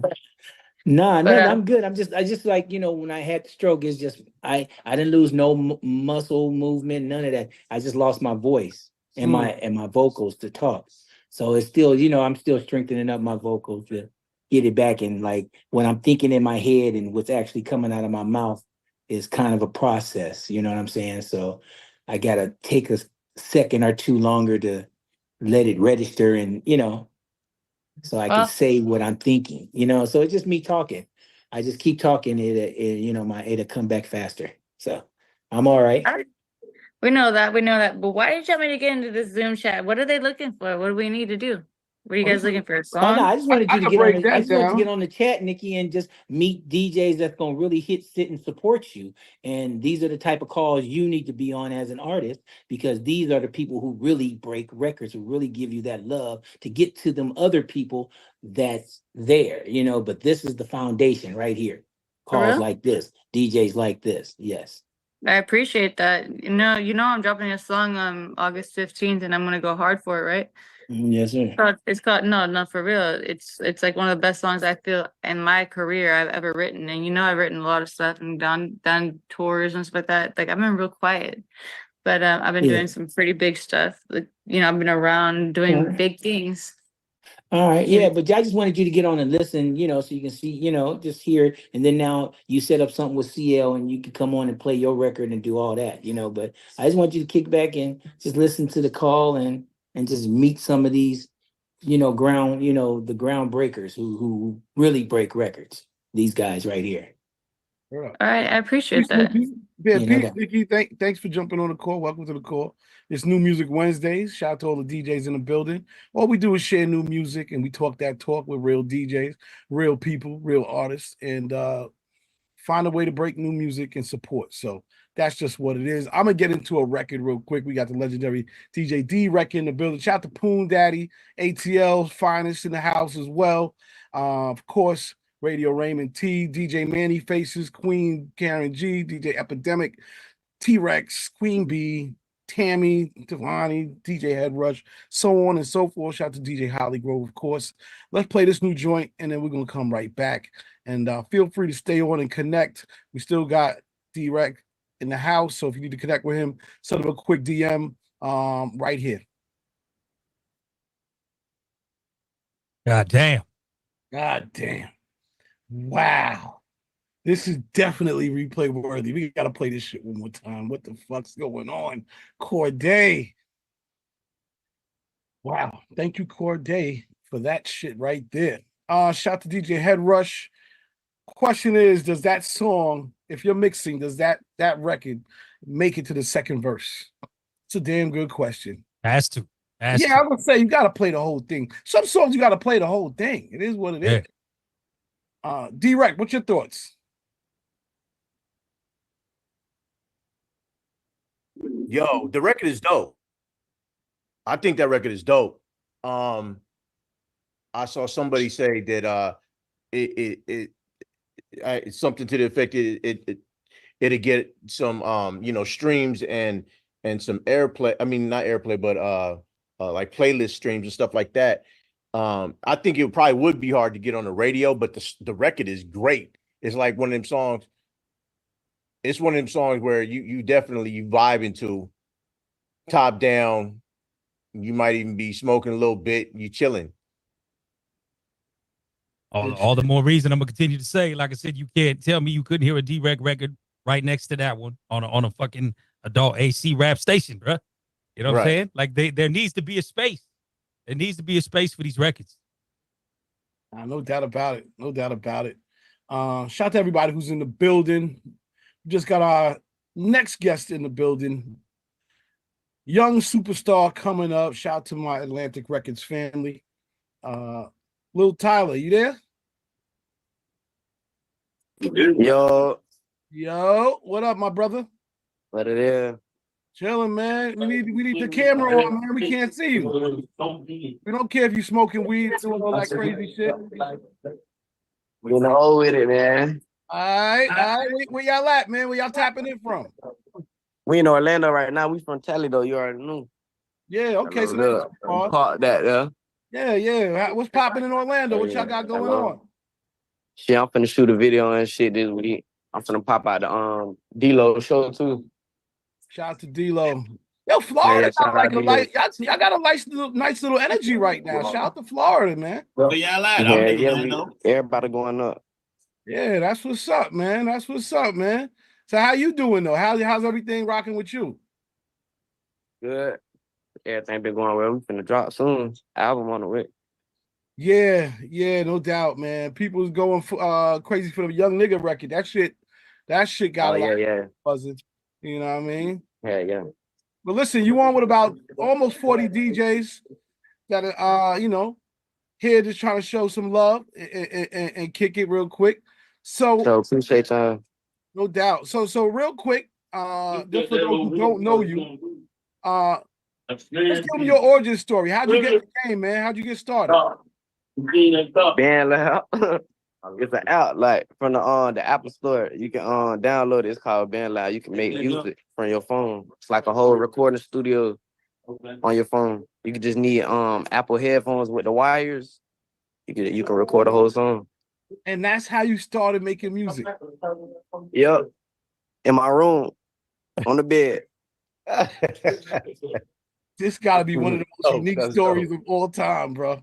Yeah. I done built me a real studio in my room now, so I be recording at my house. Like, and I record myself too. I done learned how to record like a real studio now. I got me a mic and a computer.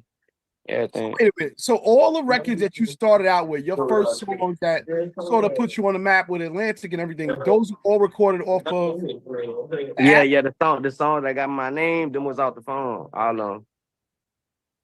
Bro, that's so crazy. Except the song Backflipping. Okay, you went into the studio for that. Yeah, that was my. Oh, that's fire, man. Shout out to you for that, man. Very, very different world, which is awesome, man. Everybody's just connected through the apps, you know what I mean, in the studio. It's all good. What are you working on now? I know you got the new record about to drop. What's up with the album? When is that coming? You on mute.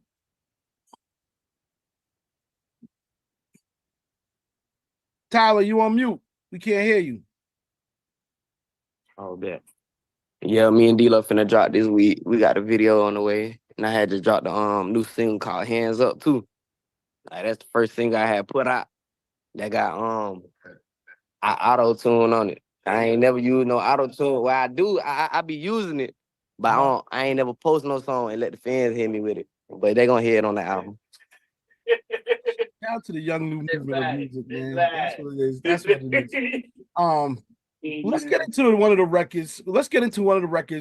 Then we're gonna come back. Shout out to all the DJs in the building. Luh Tyler. Shout out to Sam Crespo in the building. And let's just give them a little bit of flavor. Come back and then we'll into some other records. But let's check this out. Wednesdays, we are back. Shout out to Luh Tyler. That record's actually called Young Nigga and Moving and Grooving. Shout out to DJ Hollygrove, Chop Stars in the building.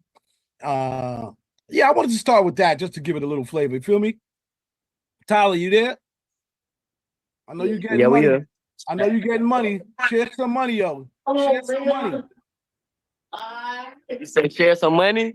Share some of the money, man. I know you getting money, man. Share some of the I don't money. even got no hundreds on me right now. You know, caught me on the bad dirt. No doubt, no doubt. It's on me though. I already know you hold it. I know what it is. I know what it is.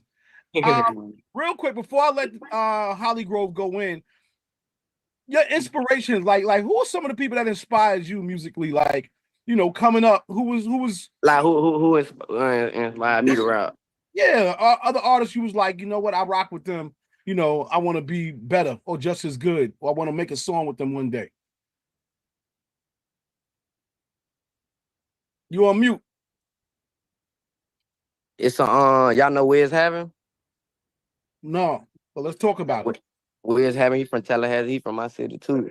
But I was seeing him, but like before I had started rapping, and I was fucking with his shit. Like a lot of people were saying we kind of sounded alike and stuff. And then I was fucking with V's too. V's made me want to rap too.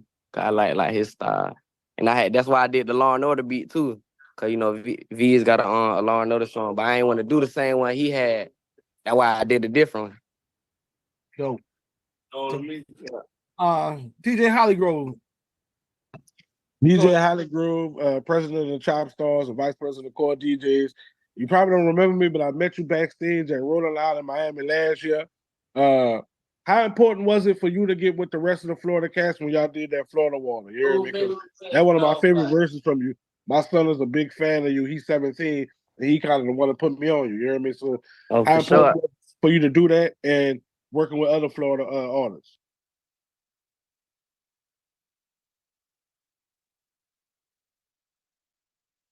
Tyler, you muted again. Oh yeah, I was saying, yeah, that was real important. I was in New York when my manager had played me that song, and I heard Ski Mad Slump got on there. I'm like, well, yeah, I gotta get on there. I ain't even really know about Danny Towers, but I just liked his verse, so I had jumped on there. Yeah, but that bit went crazy. That's probably that's one of my biggest songs. Like at my shows, that's one of the songs where the fans go the most crazy to. So, do you have any plans to do, E-Man, the mother nigga, you hear me? So do you have any plans to do any more music with him or Danny or even Ski? Yeah, for sure. Yeah, for sure. We're gonna have some more on the way for sure.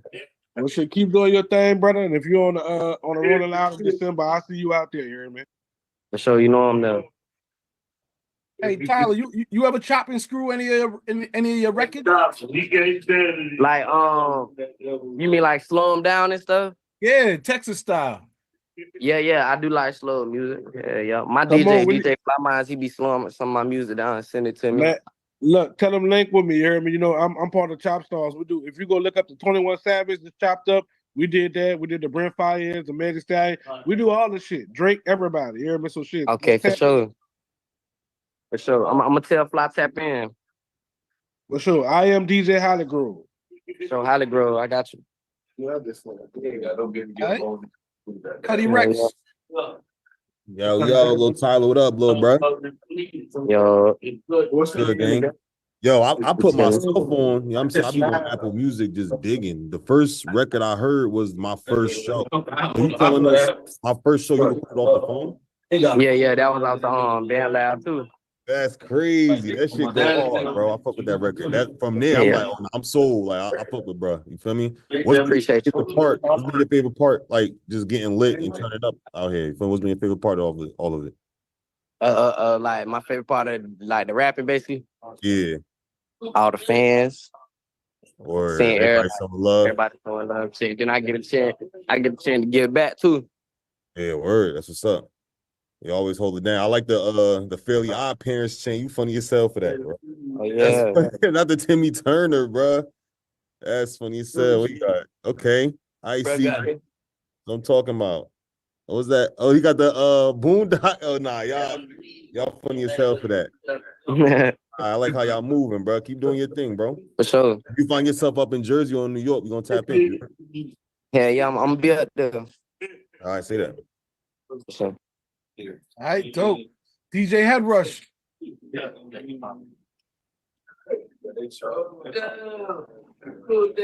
What's up? How you doing, bro? Yo. Good. Can you hear me? Yeah. Yeah, bet. Good. Hey, thanks for jumping on the call real quick. Being down there in Florida, you're in Florida, right? That's where Yeah. you're from. Yeah. So, Tallahassee. real quick, bro. So knowing what the environment is like down there in Florida, how are you able to strategize and move strategically without getting involved with a lot of the beef and stuff that goes on around there? It's easy. You just stay out the way, and you don't even gotta get into it with all that. It's money to get out here. You don't gotta, you feel me? Get into it with all the beef. It's cheese to get. Okay, I'm glad you said that. And basically, if you mind your business and stay out the way, and you feel me, don't get into it with what everybody else got going on, you're gonna be straight. That's what's up. I hope we can get a sound. I hope we can get that clip right there so we can start posting it for the youngsters. Because with you being a young man coming into this game and you saying something like that, people of your age group, they need to hear that type of stuff so they can stop getting into the bullshit. You know what I'm saying? So, yeah, keep doing what you're doing, little bro. Salute to you, man. Because most people see people going up with the drill type wave, and then they not even, you feel me? They not even really living like that. You feel me? They're trying to go up that way. You feel me? But you can go up your own way. You got to be yourself. Yes, sir. That's good stuff, bro. Yes, sir. See? No doubt. Raymond T. Yo, congrats on everything, Luh Tyler. Happy belated. I know you turned 18 this year. You know what I'm saying? And I know you've been appreciate you. Yeah. So I know you've been getting at this before you was like fully an adult or whatever. Was you able to finish high school? Nah, I ain't never finished, but I got to like 10th. Then I had to drop out, cause I was on the road so much. Then my principal was down there telling people that I'm a distraction in class. Well, you probably were. Everybody want to rock with you. You know what I'm saying? Yeah. So you think you gonna go back and get your GED at least? For sure, my mama gonna make me. That's right. That's right. All right, good to hear, man. Well, congratulations on everything, man. Like the records have been dope. Congrats on being a part of that XXL freshman class last year. Very good look for you. You know what I'm saying? So, what's end game for you, bro? You know what I mean? You got any aspirations outside of just rapping? Yeah. All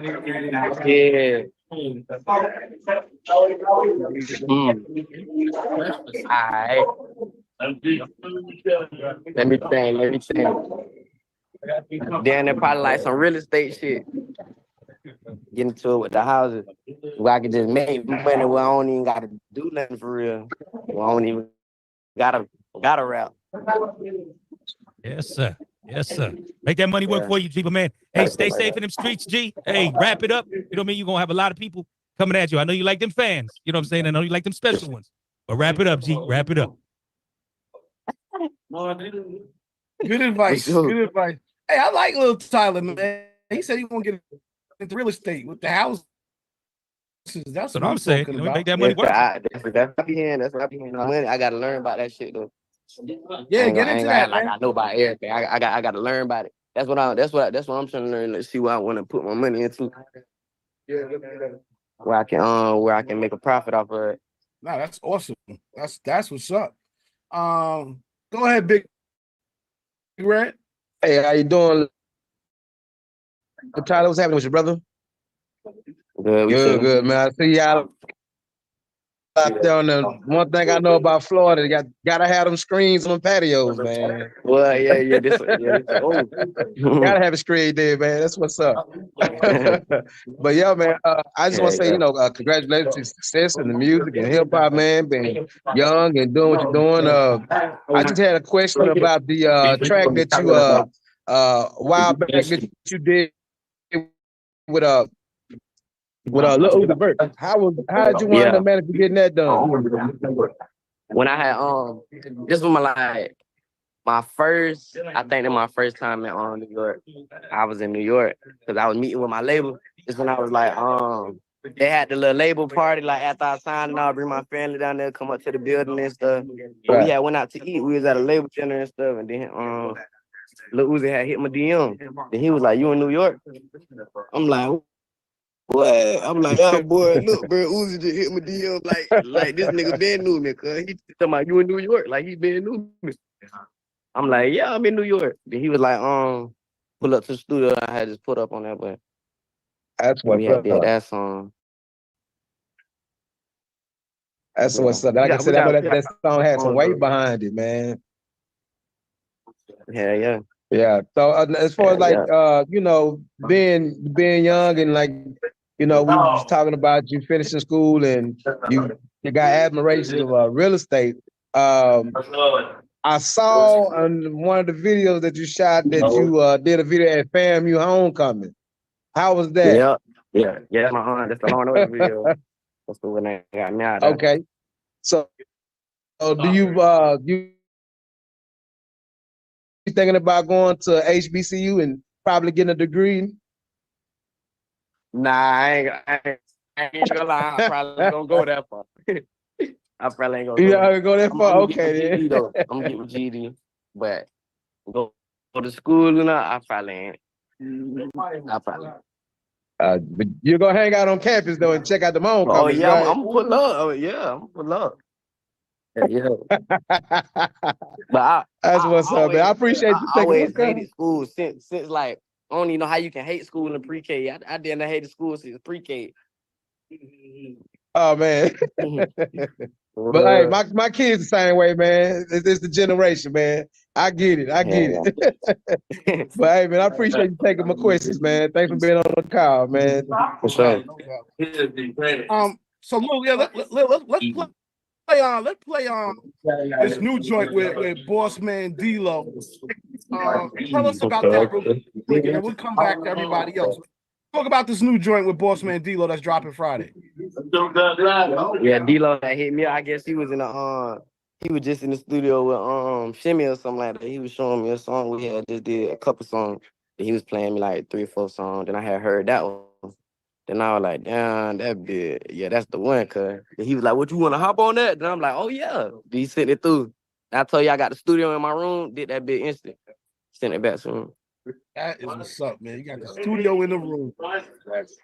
Let's get into this. Yeah. We'll be right back. We got the one, the only Luh Tyler in the building. Shout out to Malik Davis, Kid Creole in the building. Check it out. What y'all think? All right. Oh, Tyler, you there? Yeah, we here. More fire, more heat. Malik Davis, go ahead. What's up, Tyler? How you doing? Yeah, we doing. Okay, so on the new album, is it going to be any new features or anything like that? That you can tell me about? Yeah, I got a lot of albums. Got Catland Pat, BP. Well, we got a couple more on there too. Okay, bet. And I know you linked up with Lotto at the beginning of the year. How did that happen? With who? One more time. Lotto. You linked up with Lotto. How was that? Oh, for sure. I don't even know. I just heard she wanted to do a song or something like that, I think. Like we did 2 songs. The first song we did like 2 songs. The first song she had sent it over and I had did in the studio, but we was like, that'd be hard, but I think we can go harder. So she was like, she wanted to do it in person. So I had put up to Atlanta, I had put up in the studio with her. We did it in studio. That's how that happened. Came out, yeah. So are y'all gonna release the first song ever or no? I don't know. It's up to her. Okay. Thank you. For sure. Hey, what up, man? And Kid Creole. What up, Luh Tyler? Yo. Hey, man, we fucking with y'all here in Houston, dog. So appreciate y'all. Yeah. Hey, love the album. Yeah. I wanted to ask you, I see you dropping a lot of singles and stuff. You got some great tracks coming out and everything. I was trying to see you gonna make your way to Houston and come hang out with us a little bit. Us DJs out here in the H, come fuck with us. Hell yeah, I fuck with Houston. I just ain't been yet. I'm trying to go to Houston though. Yeah. Man, come out here, man. Come out here, come fuck with us. The DJs will run you around the city. You know what I'm saying? For sure. He's on a little promo run. Okay, bet. Yeah, we gonna work on getting out of there. We gonna get out of there. For sure. All right, my brother. For sure. Appreciate y'all. So Tyler, shout out to everybody in the building that saw. You got crazy love on this record in the chat. I know you can't see it, but there's a lot of love in the chat for that last record. So that I think is going to go up. Shout out to Sam Crespo and the team for that. Last couple questions. One, are you a sports fan? Nah, I ain't gonna lie. Nah, not really. Not really. So that's because I was asked like, what are your other hobbies? Like, is it riding cars? Four-wheelers, like four-wheelers and stuff. I be doing country trash shit. Right, I be doing like round four-wheeler, going fishing. Yeah. Shit like that. I be doing ain't nothing wrong with that. Or I just be hanging with I like go see my cousins and shit like right now. Pulled up on my cousins and shit, be chilling with them boys for a week. So they can see me and shit. That's fire, man. That's dope. My other question is, why do you think Florida is so hot right now in terms of the music? Like, yourself, Boss Man, and it just seems like there's a really strong energy coming out of the Florida Panhandle. Cause we all feeding off each other down there. That's what I feel like. Why everybody going up? Cause everybody fucking with each other. You know? I feel like most other cities they don't be doing that. Everybody be going up on their own. That be happening sometimes in Florida, but most everybody who I forget. You heard me? I heard you. Cut off in the end. You cut off in the end, but I heard you. Oh yeah, I was like most other cities, like it seemed like they be beefing a lot. Well, Florida already be beefing too, but more like the rappers, they be going up together. In other cities, like the rappers, I feel like they be going up by themselves, like go up in their own lane. But everybody I be with, we all be working together, dropping together, going up. No doubt. Any particular DJs that helped you on your way up in your hometown or around Florida that, really like? Yeah. Okay. We got DJ Loose Kid. I think that boy used to be jamming my shit. DJ Dimp. Yeah. Hey, Grammy. What's DJ a nigga named DJ Pressure. DJ Wavy. Yeah, that's about it. And Tally. For sure. What I know of, ain't it? DJ Dimp, DJ Luke Kid, Pressure, Wavy. I think so. Yeah. That's love, man. I always ask that question, man. But listen, man, I appreciate you jumping on the call. I love your energy. Shout to everybody who's in the chat. They're totally in line with the music and especially our last record with Bossman D-Lo.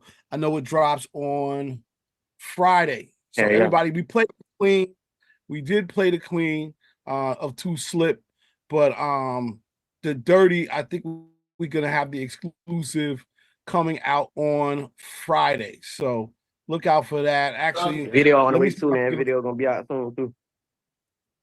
So when the video coming? Like down there a day or a couple days after the song drop. Man, that's love, man. That's love, man. What do you? Last question, and I'm gonna go a little tech though. I gotta go a little tech with it. What's up with Bitcoin and crypto and all of that? You messing with? I don't know nothing about all that computer technology. I don't know nothing about all that. I know about Benjamin. That's right. Well, stack them up, man. I'm gonna go out with the I'm gonna play the dirty version of on the last record. Actually, let me let Raymond say something real quick, and then we're gonna play that dirty version. Go ahead. Hey, so Tyler, I just had a question, man, because like my background is radio and whatnot. Like, you have been able to like have a lot of viral moments in your videos and everything like that? Like, is there talk of like even kind of radio promo in within your camp, or are you guys more heavy like you just want to make sure your TikToks and your YouTube for sure. videos and all We that stuff definitely are be doing radio promo. Like, I be they had me do some shit with iHeartRadio. Oh, I remember that. You feel me? Like they had me going up there talking on iHeartRadio and stuff. They be with the DJ promos and stuff. was that just in Florida though, or did you guys run a promo like in other markets? I think that might have been New York. All right, word, man. Well, listen, man, Pretty congratulations sure. to you, G. Keep doing your thing. Like I said, man, you got the world is your oyster at your age, man. Just stay safe in the streets, stay out of trouble, and I'm gonna continue to tell you, wrap that thing up. So you got a lot of fans. But so appreciate you, God. Yeah, family. Again, yo, thank you for pulling up, man. Appreciate it a lot. Yeah, man. Hey, yeah, shout out to your appreciate y'all label, for having me. and shout out to everybody who's in the building with you. And we're gonna play this joint, the dirty version, 2 Slip on the way out. And if anybody needs anything from Luh Tyler, hit up Sam Crespo or hit me up, and I'll make sure y'all get linked in. Drops, interviews and all that other good stuff. For sure. That's what. Somebody said they need to get you a condom sponsorship. It didn't come from me. It's just in the chat. I'm just Yeah. Hey, I said that time with DJ Fun in Indianapolis. Salute, bro. We rocking with you out here. You feel me? Okay, Get that man. bag, get that bag, my Appreciate boy. Get that condom. Yo, I got you, guys. Yo, Tyler, we're gonna let you go do your thing, man. Thanks again. This is gonna be a great way to set the single off. And we're gonna play it going out. Y'all already know we got a Luh Tyler here, Bossman D-Lo, 2 Slippery. Check it out. How to add this into rotation. Shout out to Sam Crespo. Sam, you still here? Crespo, are you still in the building? I guess he's not in the building. Anyway, I was trying to get him to come up because I know everybody wants the record, but they will not let us release it until Friday. So I apologize, but you already know. Hit me Thursday night. See what we can do. Real quick, yeah. Salute to the family, though. That I was saying that in the chat. That's what I love about this thing of ours, though. That what we do is that we get to actually chop it up with the artists that we're working. You know what I'm saying? So that kind of just makes it just take it to that next level. You know what I'm saying? So salute to you and the whole team, and man, I love what we've been doing for these past 4 or 5 years, man. This shit is. Man, shout out to Mixaholic Mondays. Shout out to Strong Tide Thursdays. Shout out to Queen Bee and everybody else who pushes music through their platform, of course. Radio Raymond T, B Tip, and everybody else that's pushing music through their platforms. This is what it's about, breaking these records. Shout out to all the DJs. Like I see Stretch pulled up in the building. Shout out to D Money, of course, K Swag, K Max, and everybody else, all the DJs and people that are finding a way to get this stuff. Cuddy, T-Rex, we everybody plays a part, man. You know what I mean? So Kid Creole, or Cream Cash. It's New Music Wednesdays. Been a good one so far. Shout out to Luh Tyler. Good energy, good kid. Seems like he got his head on his shoulders to a large degree. Likes to have fun, likes to make money, ain't trying to get no drama, supporting his own people. What else could you ask for? This is what it's about. So, and very honest. He just kept it real. I don't mess with that Bitcoin shit. Can't be mad at him. You got respect. He talking about the real estate. I mean, so somebody's in his ear. Somebody's in his ear. You know what I mean? Somebody. So you heard him say, "Mama said she ain't gonna let him. Gonna make him go get that G." Yeah. Hell, I was about to say this was mom's. You know what I mean? Yeah, man. The fact that he's 18 and he's coachable is a good thing. Yeah. But he makes all his music. I mean, I was blown away because I remember we were talking crazy. about the fact that he makes some music off of his phone, but it's a different thing when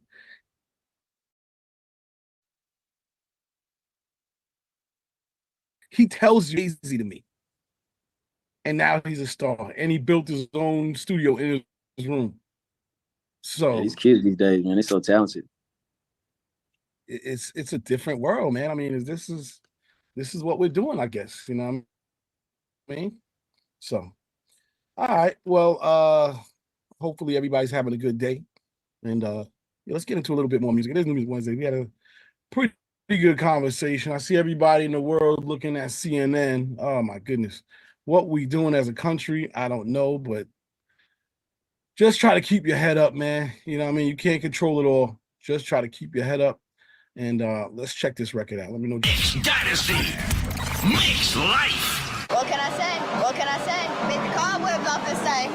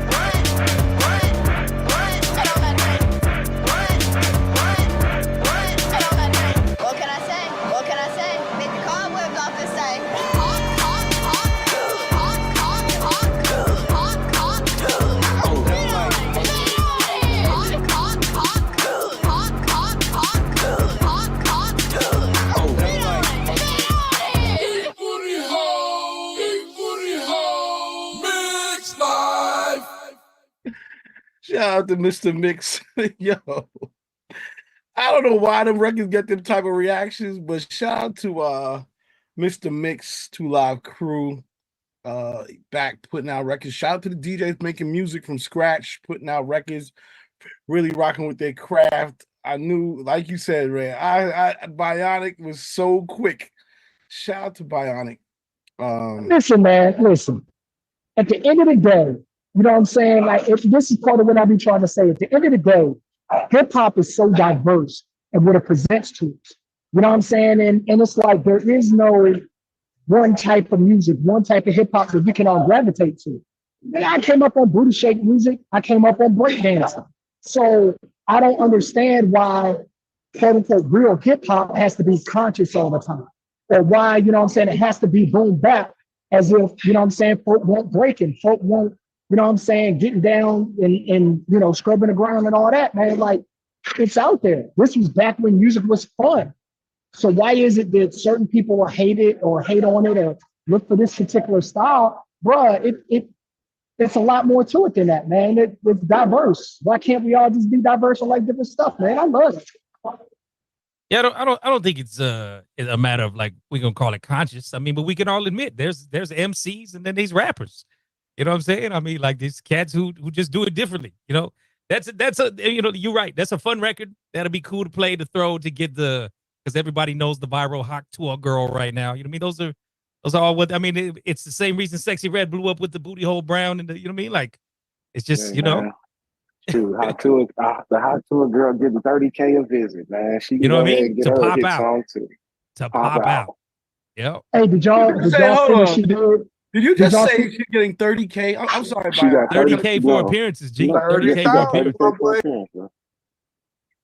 What are we Did doing? you see where she's doing PSAs and promos for animal shelters? Yeah, that's what I mean. Hey, that's what she, Like- I'm, like I'm, she's- glad, I'm glad what she said because she was like, "Hey, I'm about to use my 15 minutes of fame for some good."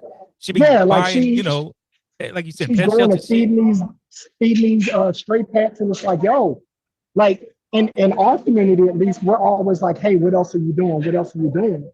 And then to see her do it, and she ain't even, you know what I'm saying? Like, that's kind of wild to me, but at the same time, it's like, yo, do something. And granted, the other side is you ain't got to promote it per se, because I get a lot of people do stuff behind the scenes, but the fact that, again, like you said, hey, I got they say I only got 15 minutes, let me make the most of it for something beyond me.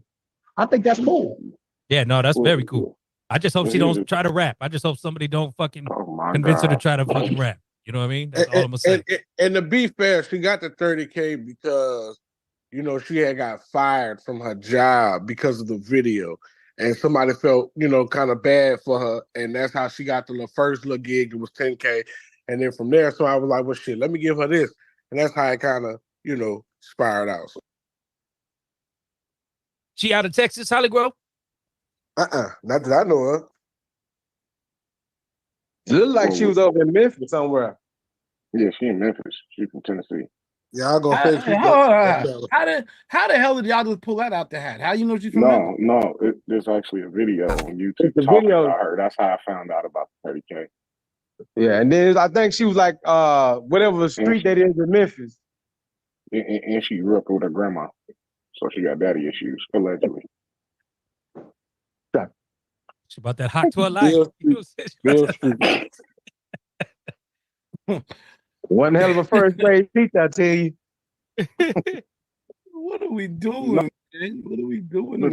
Really, answer me this though. Is that people actually doing something to get noticed, or are people just being themselves and we find it amusing? That's what it was though, because she definitely wasn't trying to somebody asked her a question on the street and she went in and she basically said what she do behind closed doors, and everybody found it amusing. The other thing too that's funny is it's like, you know, everything is about timing, right place, right time. So like apparently she was voted like class clown of her high school class. So that's like legit part of her personality. You know what I'm saying? I can see that. And so again, right time, right place, this dude doing stuff virally, found her, and then boom, here she is. And I think she's from Detroit. Oh, you got Detroit. Okay. I got Memphis. My bad. Well, shout out to the Hawk 2 girl. I don't know her real name, but she's doing what she do. And shout out to Mr. Mix. He put that together. He actually had a project, and he's supposed to be pulling up today.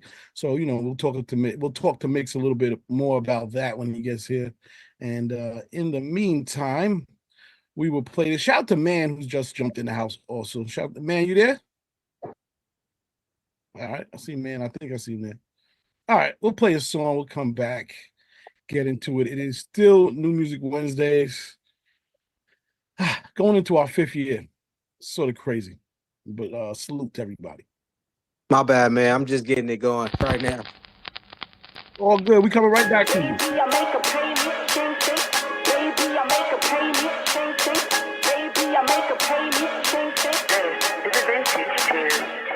Back like I never left. Please don't overstep. You on the mic, respect. I spit and get respect. Everyone you expect from a Don out the lexicon. I put the pressure on, then I put the press upon. Women using sex as a weapon or a con. Got a dude for his paper, now she up and then she gone. She don't care about his thought. She ain't trying to get caught in his web, so she moving like she calling all the shots. She loud and she cocky and she planning how to knock him out the way. Now we paid for the late and the vacate. He's a dick cause he let her get away with all of it. Can't stop her, he a pill popper, so she call it quits. He lost every night, can't get it right, he lit. Ain't over his head, cause her head, well, it got him lick.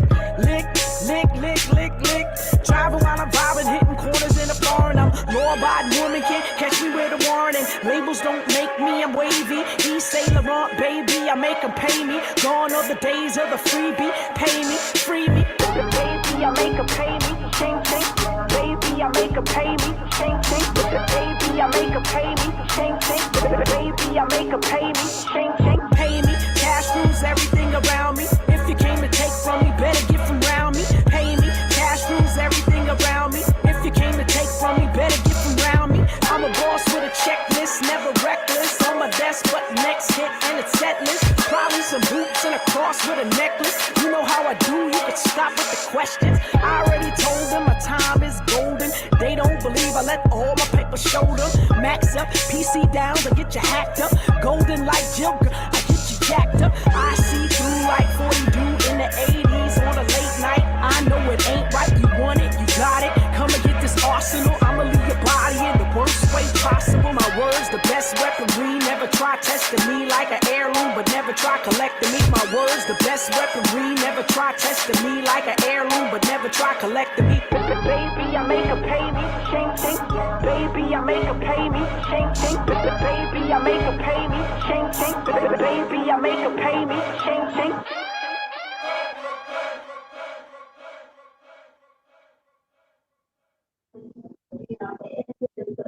Shout out to MC Light. Shout out to MC Light. Just thought it was something funky. You know, she sort of barred up. Yeah, I know. Light and Scarlet might be a move, Holly Grove. That might actually be a move. But that was MC Light. She just went in real quick. So shout out to MC Light. Like Raymond did the album drop? Fire. No, the album ain't dropped yet. Okay, because I had seen it was supposed to drop on the 19th, and I didn't see nothing come through. So yeah, man. So yeah, that's just another record. Random Wednesday. We got a pretty good Wild Wednesdays going on. Shout out to Man in the building. Man, what's good? Yes, sir. What's the deal, man? Just chilling right now. Welcome to New Music Wednesdays. Thank you, bro. Appreciate you.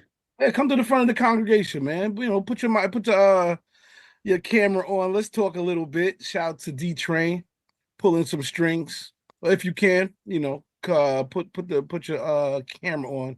That way. Yeah, I'm trying to figure it out, man. I'm not even really that Zoom. Oh, okay. Hold on. Yeah. This should be like a little. Let's see, a video icon. Yeah, hold on. Give me a second. No worries. Well, why you do that? Go ahead, Raymond. no, I was just gonna tell because I think he had it on when he first came on a second ago. Are you on the phone, man? Yep. I'm used to it on my laptop, but I just kind of trained. Just told me hop in real quick, so I'm trying to figure it out on my phone. Give me a second. So if you actually just tap the screen, you'll see the icons come up at the bottom. Your mic and the video camera looking thing.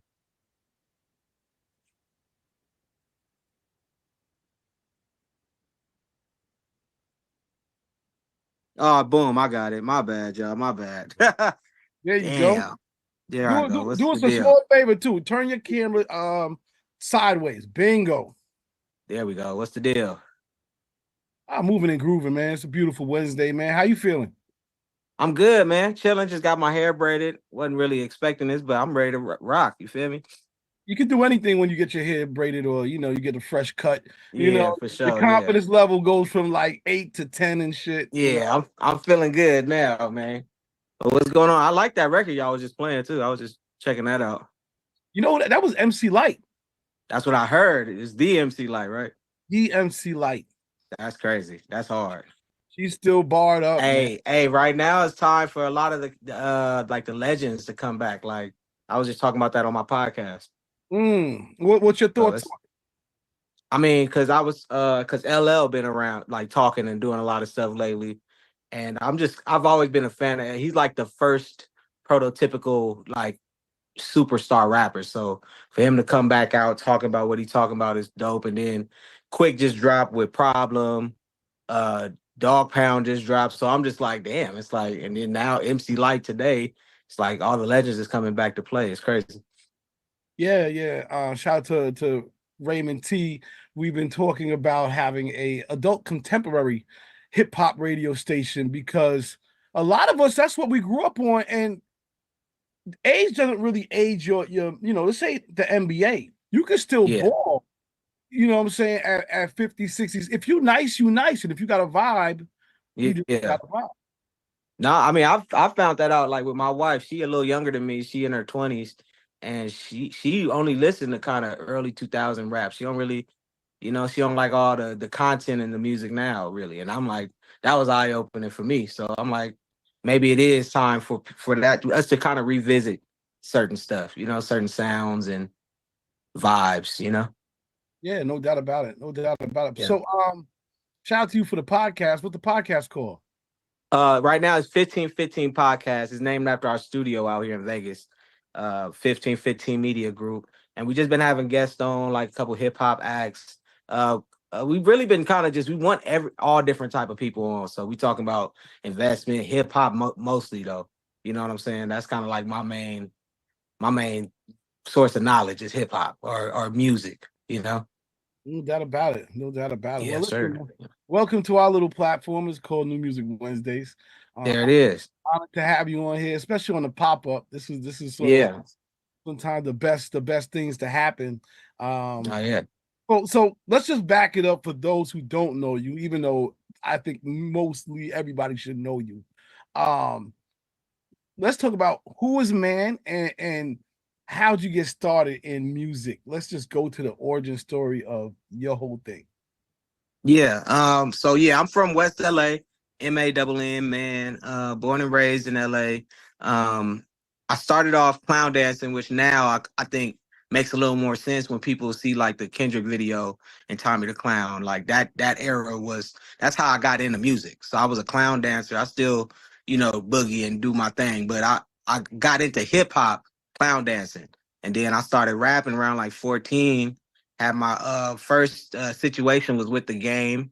He was looking to do something outside of gangster rap, and he was thinking about signing me, but that fell through. Then I got with Steve Lobel, and then he brought me to J.R. Rodham, and it was a rap after that. I just started dishing out like radio hits. That was like what that house was about. I was signed to Mercury Island, Def Jam, through Beluga Heights. I dropped singles with Sean Kingston, Jason Derulo, T-Pain, Snoop Dogg, but what most people know me for is Buzzin', featuring 50 Cent. And that song kind of just changed my whole life, changed the trajectory of my music career. It peaked at like number 3 overseas, number 1 heat seeker Billboard in America. And yeah, man, I've just been kind of just doing my thing ever since. People know me. A lot of people know me, but a lot of people know my song more than they know me. So since being independent, I've just been connecting the dots, slowly but surely. Yeah, no doubt, man. And how is the independent game versus the label game? Which one do you prefer more? Is any aspects of the label side that you miss? I think, I came in during ringtones. So that was the era we was in. There was no streaming back then. There was no, none of the stuff going on right now that runs the music industry.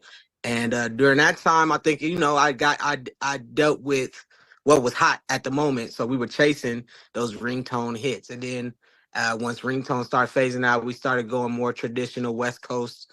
And that's kind of what worked for me. You know what I'm saying? But I also don't think the world was ready for a young West Coast artist talking how I was talking, just being kind of more bigger than gangbanging, So it was just kind of hard to find a good spot for me during that time. Whereas now I think with all the independent artists and even young artists being able to get how they really feel off without the middleman, I think now is a whole different time to be with a label, When I got signed, I didn't have mixtapes out or nothing. But if I were to go back to a label, I had the leverage to do more and control more of my career, Right. So yeah, it's good and positives and negatives on both, honestly. Independent and major. Yeah, no question. And I think one of the other positives, the knowledge that you get to sort of carry over from when you were, first came out today, you get it is somewhat of a school when you're around all for sure. So dope stuff. All right, let's talk about this new record. Excited. Shout out to D-Train. He played it for me like a week ago or 2 weeks ago. He's like, yo, I got something. And I was like, yo, can't front. You rocking with it? Rocking. Appreciate that. I'm not gonna talk about it. Normally I just like joints, but talk about Ain't a Party real quick. Honestly, man, we this record is produced by my boy DJ Marks, who I also work on radio in Las Vegas at Hot 975. out here. So he's one of the mixer DJs out here. He actually got me the job up there. But this record was, something because he does Dre's after hours. He's a DJ at all the popping spots in Vegas.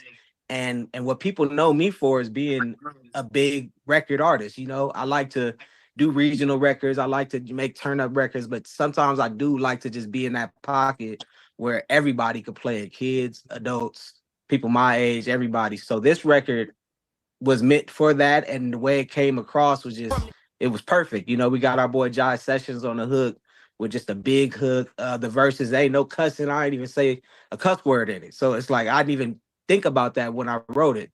That lets you know, like, we was just going big. Like, that's kind of where we were headed with it. And I think people kind of can feel it when they hear it. And it's just a feel-good record overall. Hell yeah. Well, Yes, let's get sir. into it. Let's get into it. This is Man Ain't a Party. Check it out. We'll be right back. New Music Wednesdays. Let's go. Yeah. New shit. You already know. Ain't a Party. Yes, sir. Big Man in the building. Yes, sir.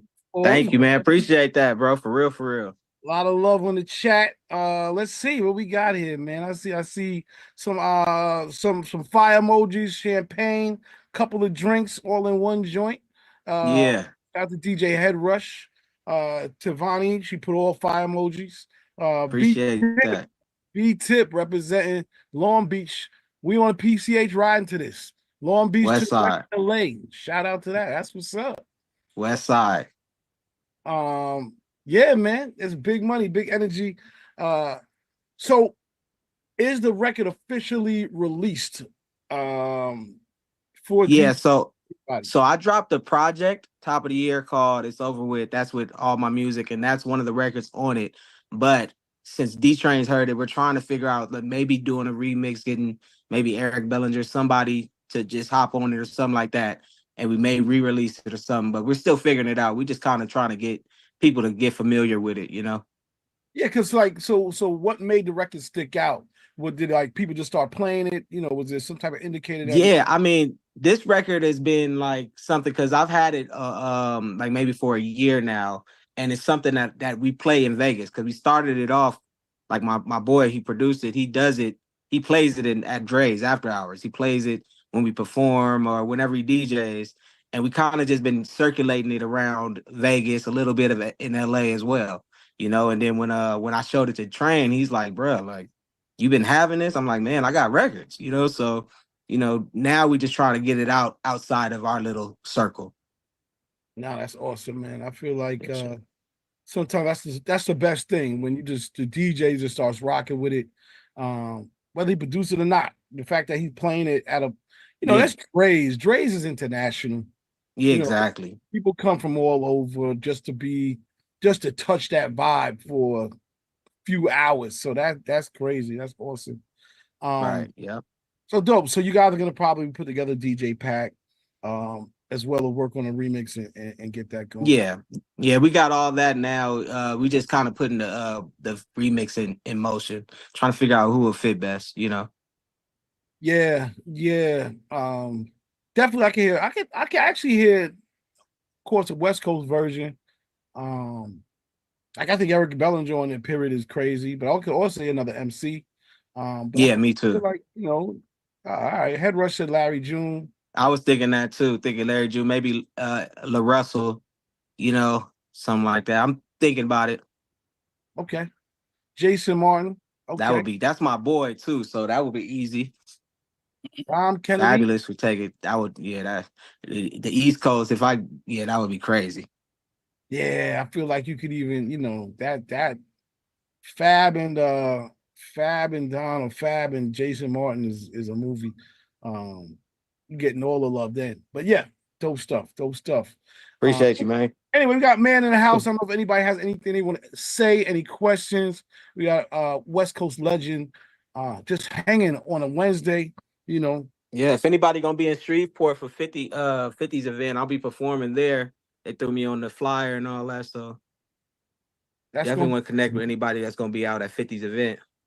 Yeah, 50's doing his grand opening of the studio that he did in Shreveport, and he got everybody coming out there. You know what, man? If you can post a flyer in the chat, and it has Okay. everybody. It got a comedy night one night, and the next night, I mean, they got everybody on the bill, bro.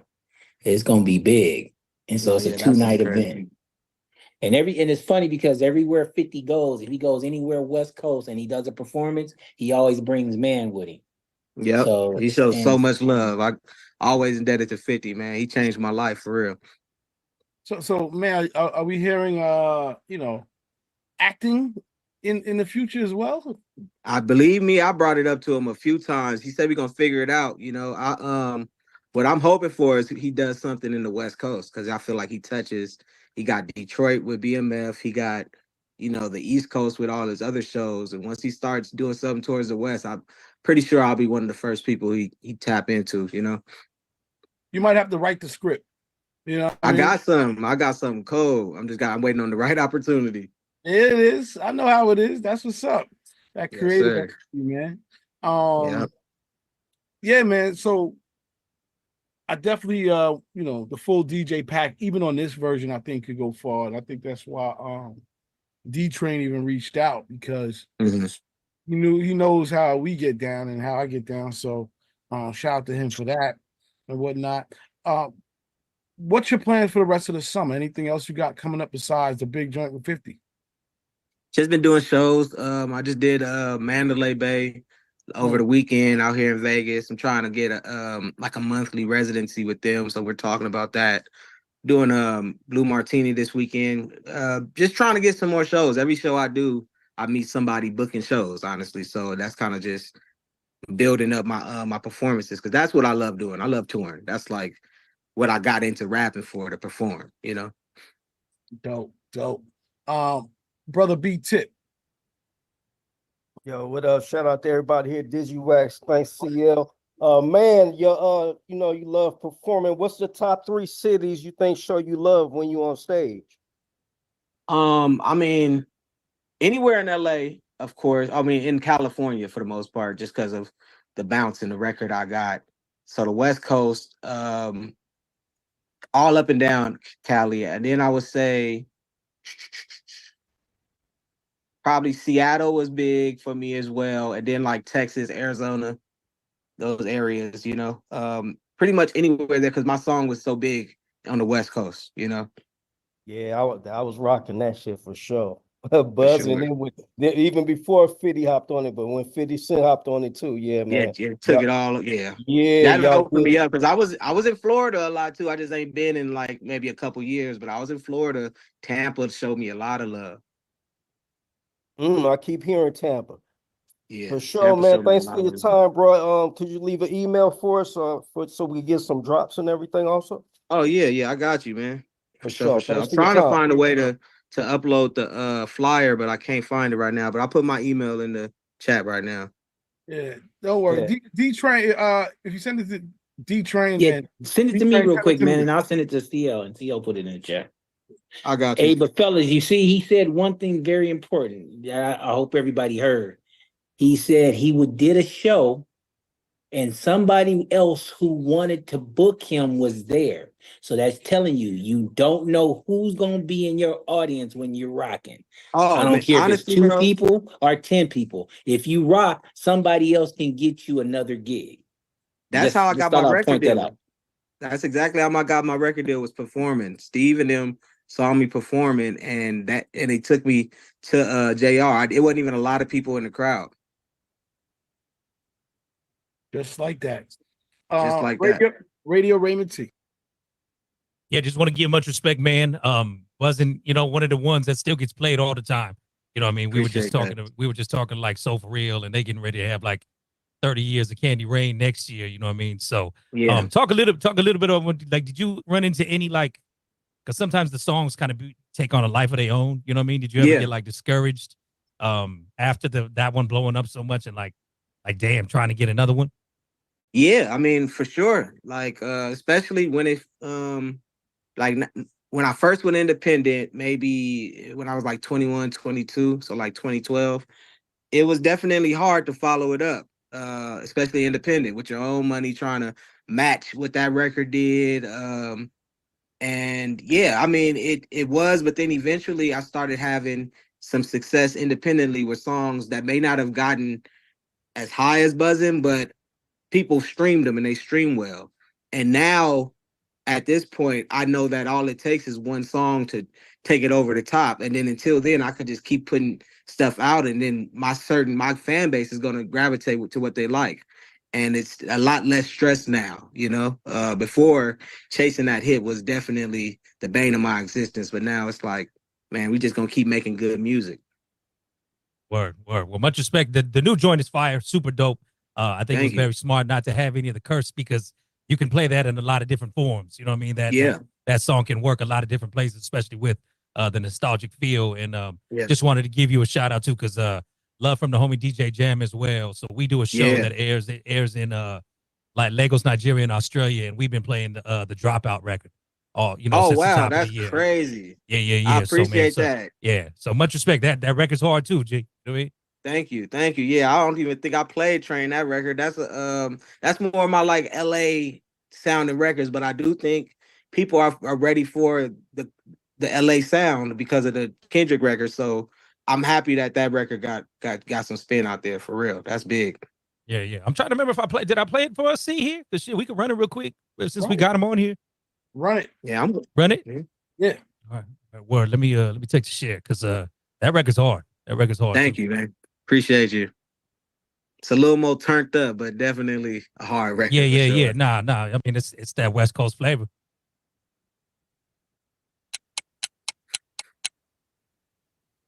Record for real. Hell yeah. So I gotta ask you, with the whole situation happened with Kendrick and Drake this year, West Coast has definitely been on the run. Since all of this. I seen 50, he popped out with Drake here recently. You know what I'm saying? Any conflict of interest for yourself? I mean, honestly, no. I did see that, and I'm like, dang, and it would be crazy if Drake came to Shreveport and all that. But at the end of the day, I don't think the West Coast is at it like that. I think we just looked at it like a good battle, and we wanted to celebrate being from LA one time. I don't think we look at it like it's really beef. I love Drake. We all really rock with Drake's music, at the end of the day. But we do rock with Kendrick, and if they gonna battle, we gonna have Kendrick's side. But it ain't that deep with us. Okay. Because I'm feeling like Canada, I think they've taken offense. Like Canada as a whole. But, yeah, that's what I'm saying. Like the thing is, like with LA, we only took offense to him using Tupac and Snoop voice. That was when he got us involved. But that wasn't to Canada. That was to him. He made a misstep. But at the end of the day, we still rock with his music, and it ain't nothing crazy like that. Yeah, I don't think it's no street funk. You know what I mean? But yeah, not at all. He definitely took an L. He definitely took an L. Oh yeah. He did for sure. We taking that W. You feel me? Yeah. Right off, man. Well, much respect. Like I said, man, Buzzin' still get played all the time. This other one is a dope one to add. Like I'm saying, just with the idea with the nostalgic feel, you can play that in all kind of different scenarios. So good shit. I'm sure Vegas pool party's gonna be loving that one. You know what I'm saying? That was the thought when we made it, bro. That was the exact thought, bro. Hell yeah. Appreciate you.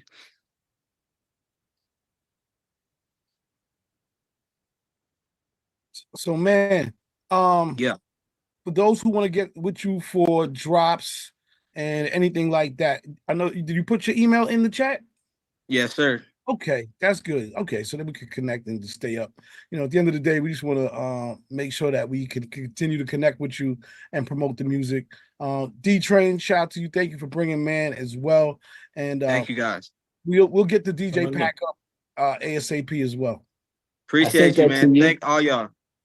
And then the information on the Shreveport show, you should see it on your text real quick, CL. Yeah, I'm gonna try to connect it because it doesn't really have a place to put documents on Zoom. I don't know why that is, but so maybe a screenshot or something, you think, or no? But it's crazy. The lineup is crazy though. It's gonna be fun. We'll find a way to do it. Maybe put on the email blast. See, you know what I mean? When is the Shreveport show? August 8th through the 11th.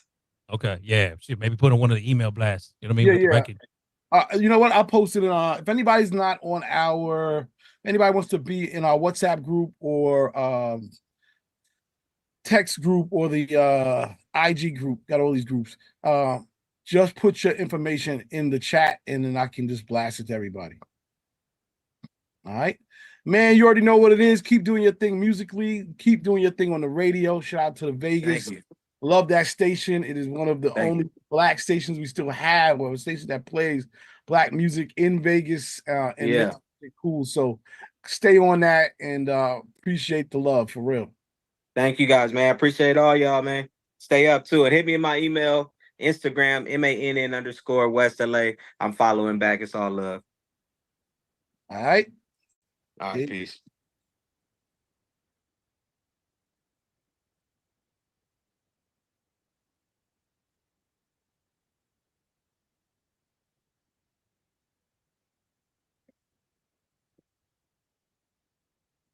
Bars. So that was very cool though. So that was Bia, Lakea, and Flage.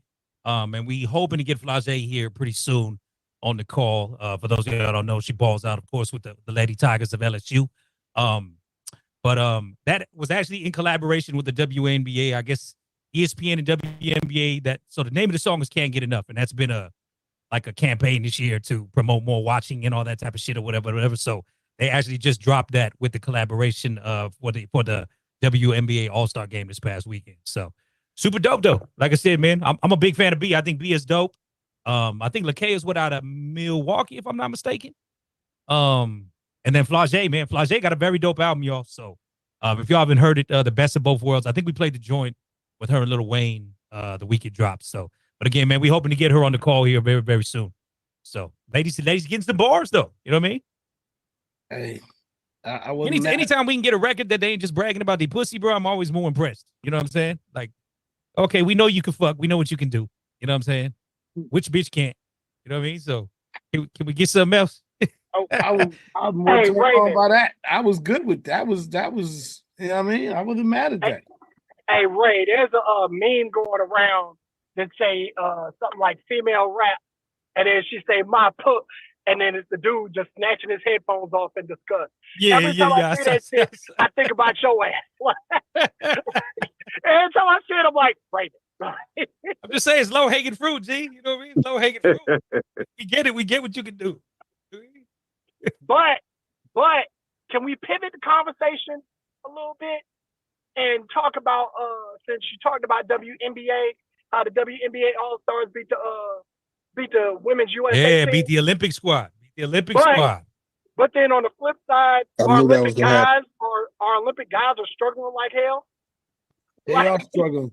I mean, Bro, we old. We old. It ain't that we old. You guys got to remember that this isn't 1992. You know what I'm saying? Okay. What I mean by that is that basketball is more of an international sport than it ever has been. True that. So you have people that start playing. You know, you got to think about a lot of these cats that come over here like Victor Wembanyama.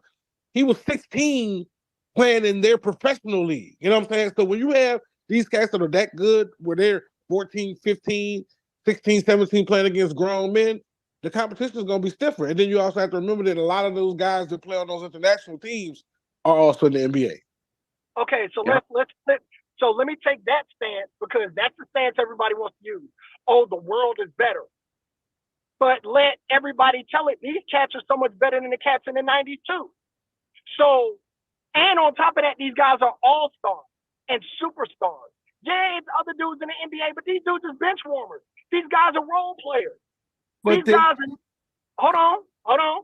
Like, these guys are role players and bench warmers and stuff. Just because they're in the NBA don't mean that they really putting in work like talking about. Yep. But at the end of the day, I'm like, yo, like, if these guys are so much better, you know, Jordan and them played against plumbers. Well, damn it, these other guys are, you know, Tatum's supposed to be so much greater than cats from that era. And you know what I'm saying? Like, oh, they couldn't do this and they couldn't do that. So, I mean, damn, where's the balancing act? You're saying the world is better, but these guys are supposed to be better too. And yes, you have maybe they ain't the best in the world. That's all I'm gonna say. Maybe they ain't the best in the world. They just best here in the NBA. And yes, you have a Victor Wembanyama. Yes, you do. You know what I'm saying? But he's an exception. You know what I'm saying? Like, he is an exception. Because, again, if he wasn't, wouldn't these other cats be in the NBA? Or kind of what you were saying, Ray, maybe they're not the best in the world. Okay, then why aren't some of our bench warmers or some of our guys that aren't top tier anymore going overseas and busting ass? Well, and dropping 40 and dropping 50 a game. I know how this conversation is going to go, right? This is going to be a nice, long, and deep one. We still got one other guest that was on before. Because Bionic, I really do want to talk about this. You know what I mean? The way I look at it, it's simple. The game has evolved. The game has evolved. It is cats in Africa balling. Clearly. South Sudan, whatever, they're balling. So that's exactly why we had to use our pros. Like the college players used to play in the Olympics. He was like, wait, we're playing. Hey, do you remember? Yeah. Hold up. Do you remember the USA select team damn near beat these cats? This is what I'm trying to tell you. Like these were college dudes. This was and dudes ain't even in college yet. Cooper but Flag. we knew this was gonna come. We knew this was gonna come. Anyway, Mr. Mix, I know you've been patiently waiting. How you doing, brother? I'm good now. I'm actually in here. I mean, I guess I don't really do no Zoom stuff, so I don't really know how I go. Now I know I gotta be on a laptop. I can't be flopping around with the phone, driving around, and shit like that. So I'm cool. You tech savvy. I know how you get down. You know what I mean? You tech savvy. But shout out to you, man. And I got to go from the beginning again, because some people know you, a lot of people may not, but your sound and your contribution is without question one of the most important ones to the culture. So I'm going to let you introduce yourself. You do a better job than me. Right. Talk about I who would you hope are. so. And just get into yourself, man, because Yeah. Basically, for those who don't know, I created the group Two Live Crew back in the 80s. A lot of times people get, by not having the information or having an understanding of how the group initially started, they think about the group based off of it being a Uncle Luke situation, because everybody was in Miami and that's where Luke is from. The group didn't start there, but I was the one that put everybody together. You know what I mean? And once we decided to leave from California to go to Miami to work alongside with Luke, who at that time was a concert promoter and didn't have a record company at that time. We were just basically going off of each other's talents and tried to make one thing get pushed forward. And the style of our music is a hybrid of me growing up in California, learning stuff from the guys from out of New York in the earlier days.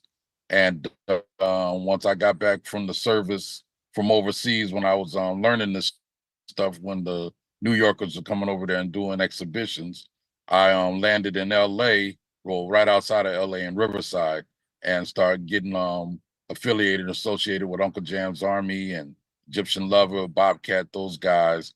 I didn't know them, but the parties they would come out to Riverside, and I ended up, meeting them in passing. So a lot of people don't, they know of the sound, but they probably didn't know who made the sound. Luke is not a musician. He's a concert promoter and business guy. So I didn't, in those early days, nobody was really thinking about individually promoting themselves. I figured that Two Live Crew is winning, we all winning. But it was a big flub that I made back in those days about not individually marketing and promoting myself. It was kind of unheard of back in those days. Because even with the records I was out, whether it was EPMD or Biz Marquee or this one, that one, whatever, you had to really just be in the zone to really know who created these records. You knew who was on them, but you didn't know who was really creating them.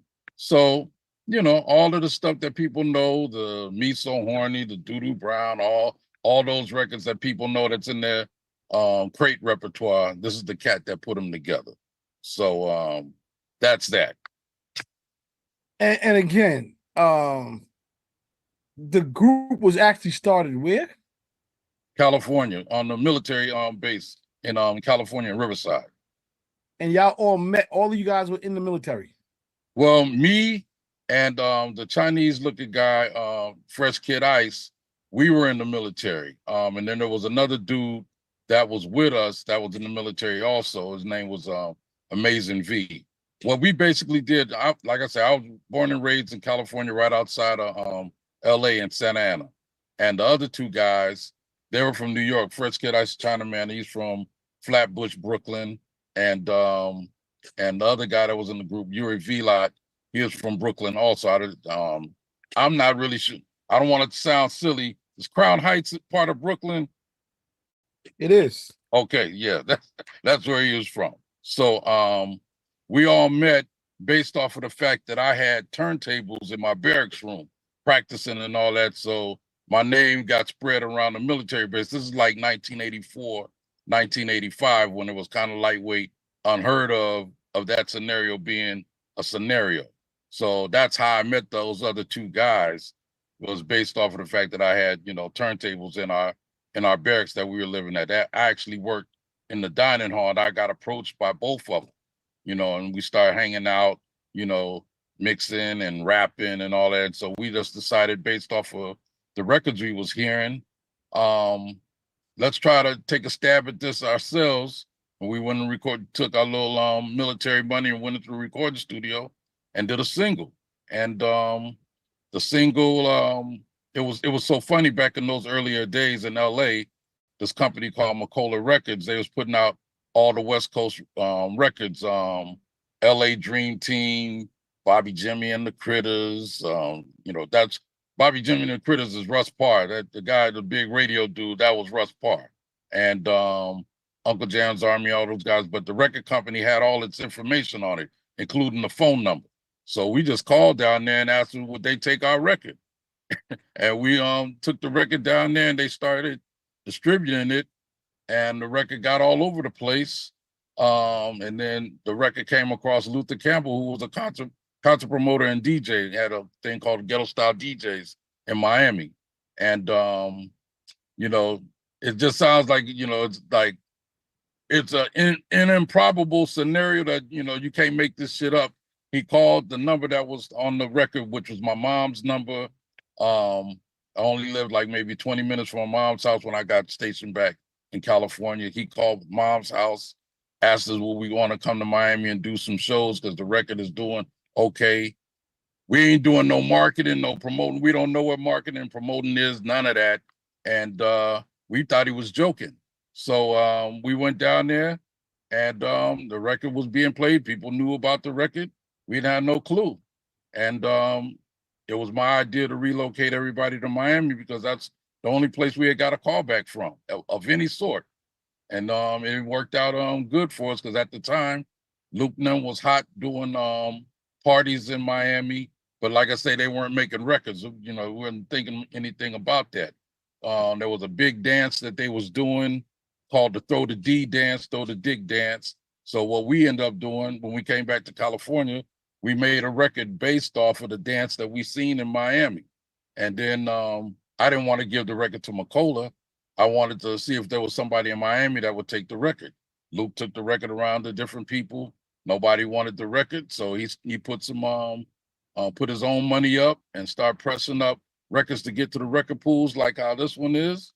And we slowly but surely grinded it out to what people ended up knowing the Two Live Crew being, from that standpoint. But this is way in 86. No street teams, no nothing. It was almost kind of like Gilligan's Island. We was just trying to just do some things. But the thing that Luke did have, he had the people paying attention with the parties and the promotions that he was doing. So it ended up becoming a bigger thing than any of us thought it would actually be. Yo, man, you're dropping a piece of history that I think most people can say they've never heard. Right. When you think Two Live Crew, the first thing you think is Miami. Everything must have started there. The sound, everything. And you're saying that the sound started how? It started in my barracks, based off of all of our stuff has always been up tempo. At the time before I started actually making records, I mean, I was I was in music since I was a kid. Played sax all through, elementary through high school. But then when hip hop started showing up, some of the records, most of the records, people was pop locking and breaking. I was a pop locker. But when Planet Rock came out, it was such a phenomenal record. The up tempo beat of it, and I started reading articles about it and what kind of machine it was made from, and this and that, and found out it was a Roland 808 drum machine that the song was made with a couple of other little instruments. So at the time when I'm doing the pop locking stuff in the military, we had took second place in this big competition in England, and we won like $600 worth of recording equipment. So I got a drum machine, some mics, and this and that. But it was a 606 drum machine that I was able to get, and the 606 programs the same way as the 808 does. But the 808 at that time was way too expensive. It was way out of my budget. But I knew how to program it, so I would go to like little music stores, tinker around with it and this and that. And the 808 drum machine that I ended up using on all of the Two Live Crew records, when I got back to California, I found it in a pawn shop for $300. So it's just, you can't make this shit up. It's just, it's crazy. That's real talk, man. That's real talk. And just so I'm just getting the facts straight. So the first record you guys released, what was the name of that record? Well, it was a two-sided single. One song was called The Revelation. Amazing V, the rapper that ended up leaving the group, he made that record. Then there was, on the flip side, it was myself doing the scratching, and Fresh Kid Ice the Chinaman. We had a record called Two Live on the flip side of it. The Two Live song is the one that did well in Miami. That's what got us down there. And then you guys started to move, you moved to Miami, and then you guys started to make music there. And when did, I guess, the other members come into the... Oh yeah, when Amazing V left out of the group, there was another guy in California that was a young dude. He was really good at battle rapping. And that was everybody know him as Brother Marquise now. But back then he was working with another West Coast rapper. They were friends in high school, Rodney O, from they went to school together in Riverside. And they had made a record before I even made a record. So we were already kind of linked in with each other just because of the Riverside atmosphere. And the girl, Wana from JJ Fad, she was a part of Situation 2 with Rodney and them. So we kind of already lightweight knew each other before we actually relocated to Miami. And Marquis stepped into the group. I brought him into the group and brought him down there to Miami with me and Chris. So that's the lineup. Me, Marquise, Chris, and Luke was like the main lineup that most people know about with the group. Yeah, man, you're getting it straight from the source. Mix. Original Two Live Crew is telling you how it really went down. Shout out to everybody in the chat that's sort of like, blown away by a lot of this. It's crazy because, again, up to now, I believe a lot of people thought it was completely different. And right, for sure. Yeah, and the ties to California are so deep. Like that's amazing to me. This is awesome. I want to talk about the new music. I'm sure people are gonna have a lot of questions. Yeah. Let's just talk about why you're coming out with new music now. Well, the thing is, this is the thing. When you're not marketed and promoted as a producer or got facial recognition, it's all kind of goofy stuff that I indirectly did to myself to where people don't really know. It's almost like, the military talk about the unknown soldier. That's kind of what I've been for a long time. And, my Kentucky Fried Chicken invention got, made over by different people that didn't really have names. They just was copying the style and this and that, to make records based off of when me and Luke fell out. There was a bunch of copycat guys around town that was able to give him just enough of the recipe to be able to do some things and this and that. So I've been it's almost like I've had, it's almost like, how the mob will put cement on your feet and throw you off the bridge. I just had strong lungs. I didn't die.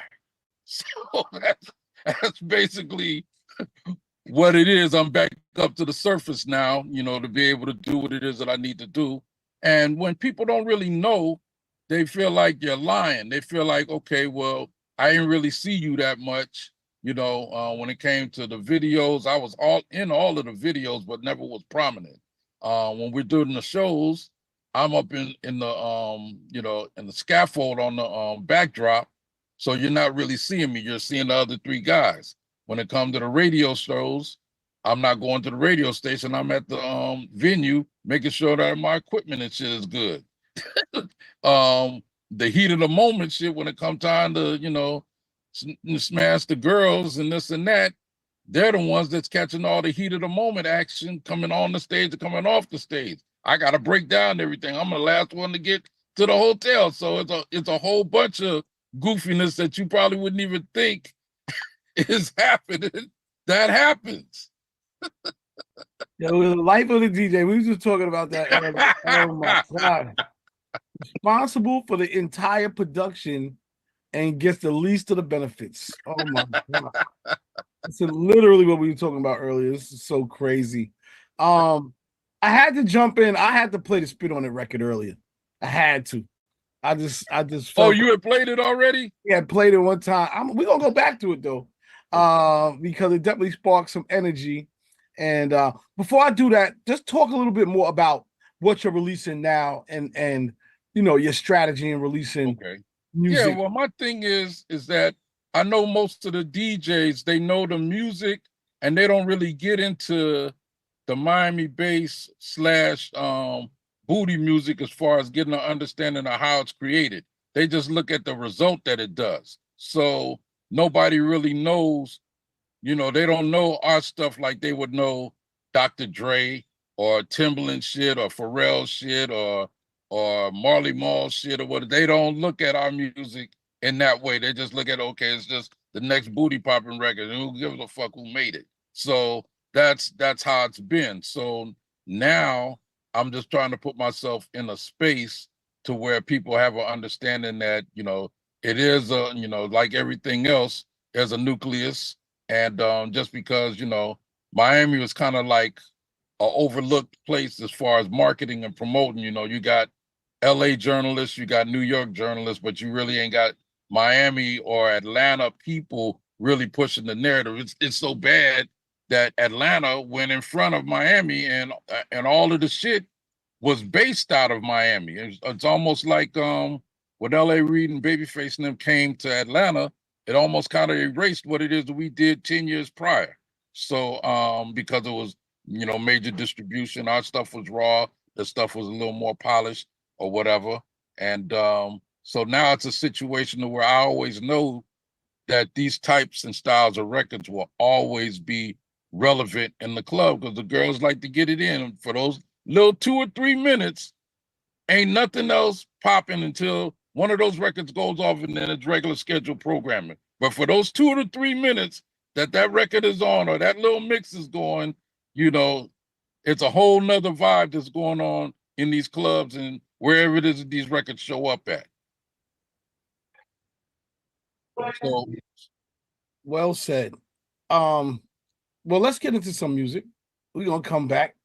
I want to play Savage Ladies. Okay, that's a perfect example. Now that's a record that we've been, like I say, Tula Crew still do shows and things like that. We bring girls up on the stage to dance to the record, to show out for their city, rep their city. And since the other two members, the two main rappers, passed away, I do vocals. My voice is the Big Booty Hoes voice on Hoochie Mama, but people don't know the name to the face to, they just know the Big Booty Hoes phrase. They don't know it. They don't even know it's me that's saying that. So it's just time for that part of the movie to show up in a way to where people can, if you're hearing that voice, you'll know the voice on this record too. So that's what it is. Well, shit, let's get into it. We here with Mr. Mix, 2 Live Crew. Check out this joint called Savage Ladies. Yeah, that's it. That's it. Mixed Dynasty, new situation. That's it. Big facts, big facts. I know I don't know if he's still on, but Bionic definitely had some questions, but I guess he's off. We're on Mr. Mix, 2 Live Crew originally. Anybody got something they want to say or ask, feel free. So my other question is, what is the true name of the sound that you created? Shit. We never came up. I'm gonna tell you, the old Miami based name came from the fact from the distributors, I think, the independent distributors, because they couldn't figure out why the hell we were selling all of these records in Florida. So they say the music comes from Miami and it got a lot of bass in it. That's where the term came from. It came from the distributors, and they say, well, shit, you guys are selling a lot of those records. Send some up here to DC. Let's see if we can sell some. Send some out there to Texas. Let's see if we can slang it. Send some out there to California and see if we can slang it out here. So our thing became a phenomenon in that way, from the distributors seeing that a whole bunch of records was being sold in this marketplace with no big record company or any of that kind of stuff. So people were kind of nosy about what it was that we were doing. You know what I mean? It's just like I say, our story is way different than the LA cats and the New York cats. It's totally different. Totally different. Dope, man. Dope. DJ Big Red.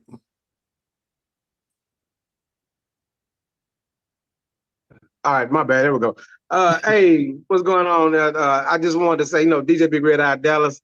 Been a big fan of the sound. Been loving it. Just to come back and bring that sound back, man. It got that party. I love the song. It got that party vibes. Me personally, I can crank it up at the at the motorcycle clubs, the biker clubs. And you're gonna get a line dance with that one, man. Right. From all the shot of things you're telling everybody to do while they on the, hey, they gonna do their thing. You know what I mean? So it's a good line dance. Love the drums. I seen Head Rush say something about the drums too. So the drums is going really hard on the song, man. Like that. One question, man. I know you said you're usually the first person to show up at gigs and the last to leave. Let's go back in time. Let's go. I'm in Dallas. You know what happened in Dallas? Longhorn Ballroom. Oh, what happened? Can you please explain? You was there. Look, I'll be honest. I was too long, but it made the news. Right. Basically, what happened was the Longhorn was trying to, I guess legislation was trying to stop the show from happening. Then it became a thing to where the show could happen. So everybody that's coming into the building. We're there.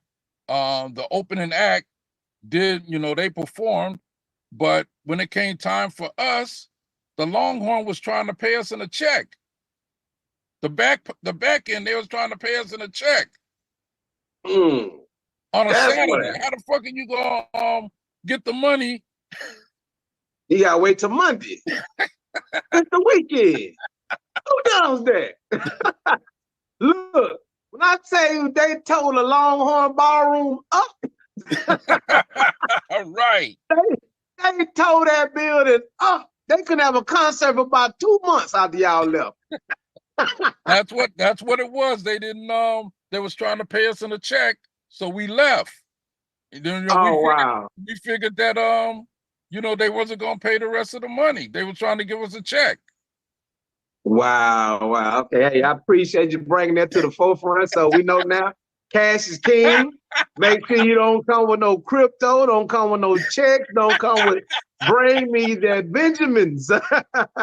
Yeah, I mean, but they know that. I mean, that place has been in business for a long time. They know that that's what happens. I guess they just figure that, we're some young cats, don't really have a true understanding of, and I want to put this in perspective. Luke was the oldest of us all, And at the time, he was only 30. So, Okay. so we were all young. We're super duper young, based on how it is now, for moving around the way we was moving around at that time, it was almost like they didn't believe, that we were rappers. Yeah, y'all, okay, y'all from Miami, y'all got all this gold around your neck, but y'all rappers. Okay, all right. Yeah. Okay. Hey, like I said, they understand y'all so businessmen too. But they gotta look at that in perspective. You gotta have my green. Right, exactly. Thank you, Mr. Smith. Thank you so much for taking my call. I know everybody else got questions for you, so I don't want to hold it because I talk to you all day, man. Appreciate it. Not a problem. Thank you. Hey, come to Dallas, man. Come on back. Come on, we got love for you in Dallas. We love y'all. Yeah, I was down there. We had a show down there last year. Some people took me around to this one spot. I can't remember the name of the place, but Dallas has always been a cool spot for me. I love being down there. It's just when you don't know certain cats, you can't slide the way you want to slide and this and that. Absolutely. You know what I'm saying? So it'd be that more than anything. Well, take my information. I'll roll with you. You ain't got nothing to worry about. I got you down in Dallas. DJ Big Red, look for me. All right. DJ Big Red. Hey, DJ Big Red. I got a question for you. Talk to me. In Dallas right now with the college football stuff, is SMU doing good there, or is the Denton School, what is it, North Texas? Mean Green. Yeah. We got North Texas. We got SMU. They doing real good. Paul Quinn is coming up. That's one of our HBCUs.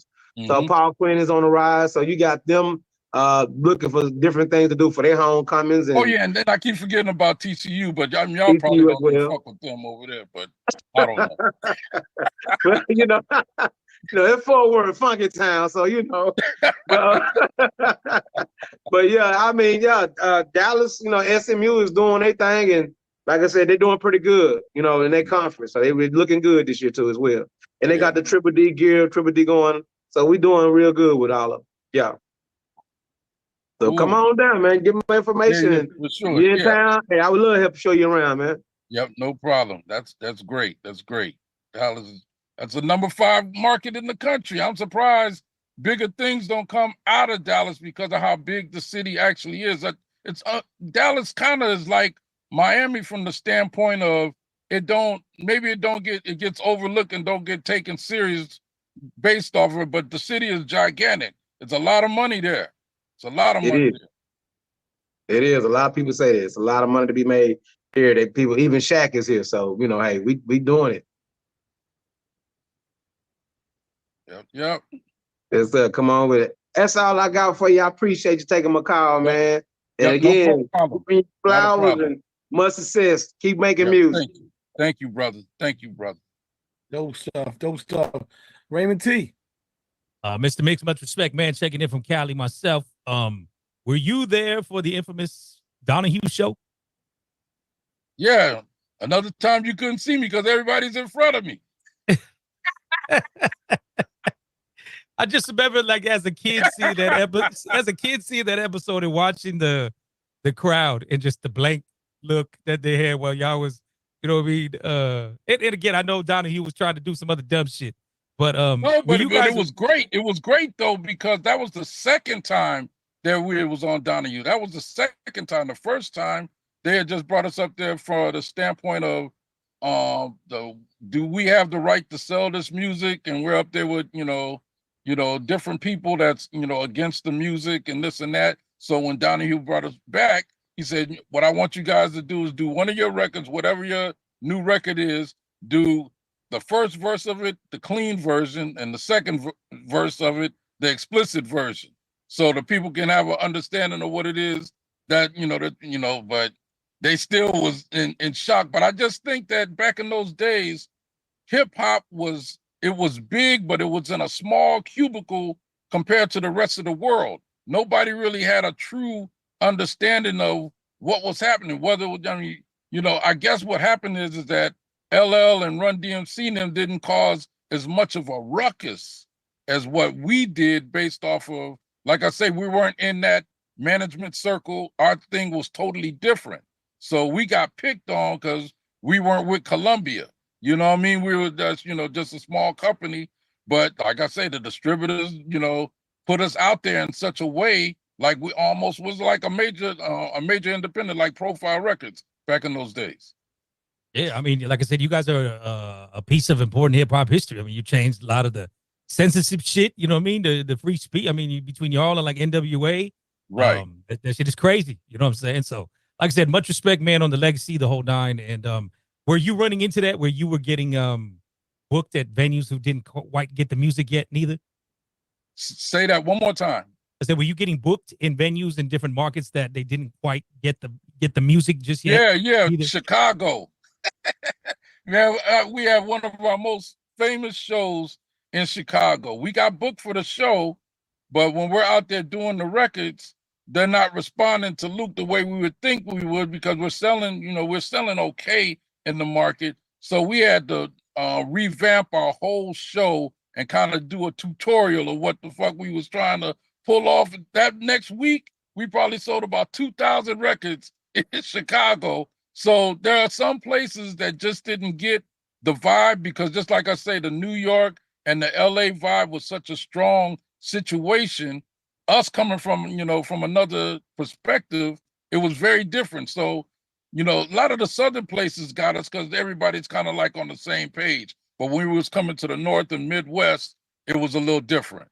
The girls is covered up. Yeah, it's slick shit going on in Chicago and all that, but it ain't like what the Miami shit. It ain't the same thing. Word. Much respect, G. Much respect, no doubt. Yep. No problem.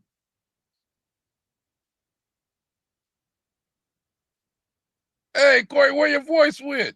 Go on. Listen, don't pay me no attention, man. I'm all over the place. I was just gonna say, it sounds like you got a ton of stories, man. Have you ever thought about, the biopic, the book, well, you know how that shit go. It's I'll put it to you this way. I'm surprised that the NWA movie got made because there was too many hands in the pot. But by Cube and them being hot with the movies and this and that, and Dre and them being hot with Aftermath and the headphones and all of that, they was able to pony up the money and make it happen.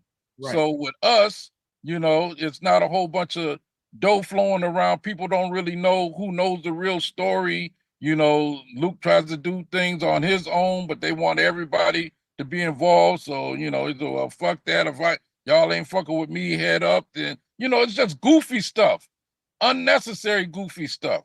So what I got to do is I just got to keep making the records. It's like my thing is almost like Ike and Tina Turner from the standpoint of, when Tina left Ike, she left all of the shit that she was accustomed to and had to go to a whole new situation. She knew that she could still sing, but she needed to have a whole nother entity to fuck with her in order for that situation to blow the way it needed to blow. So it's almost practically like the same kind of situation. The niggas know that I can still make these records and I can still do, I still got the formula of what makes that situation work. It's just really just being in a space for people to be able to hear it. Like, with your platform here, CL, it makes things a whole lot easier for people to have an understanding what's happening. Like I said, the other three guys, two of the guys have already passed, and Luke, he's not no musician in that way. So he could probably, he could talk to somebody till he blue in the face and try to make them convince them of how to put something together and this and that. But, they're going to put raisins in the potato salad. It ain't going to work. Yo, I ain't going to go into that. Yeah, no, I'm just saying, no disrespect to him. I love him like a brother. It's just, we're almost like on some, if I was to see him today, I would shake his hand. It's just certain aspects of what goes on. I guess we kind of love each other from a distance. We don't tell each other we love each other, but that don't mean I'm really mad at him, and I don't think he's really mad at me. It's just, it's just life. It's okay. It's all right. Would you ever make a record with him again?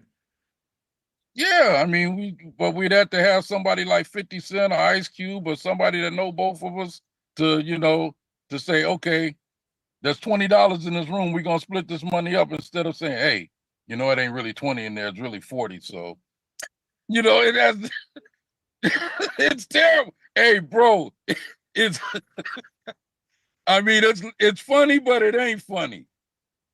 It's okay though. It's Hey, you tell. Hey, listen, you telling it what it is. You know, I wasn't there, so we all living through your memory, which is it is what it is. yeah, and but the thing of it is, it's a good is what it is. It's not a bad one. It's not a mad one. I'll put it that way. Okay, that's what's up. All right, let's play some more music, man. We gotta play some more music. Nick needs his own show.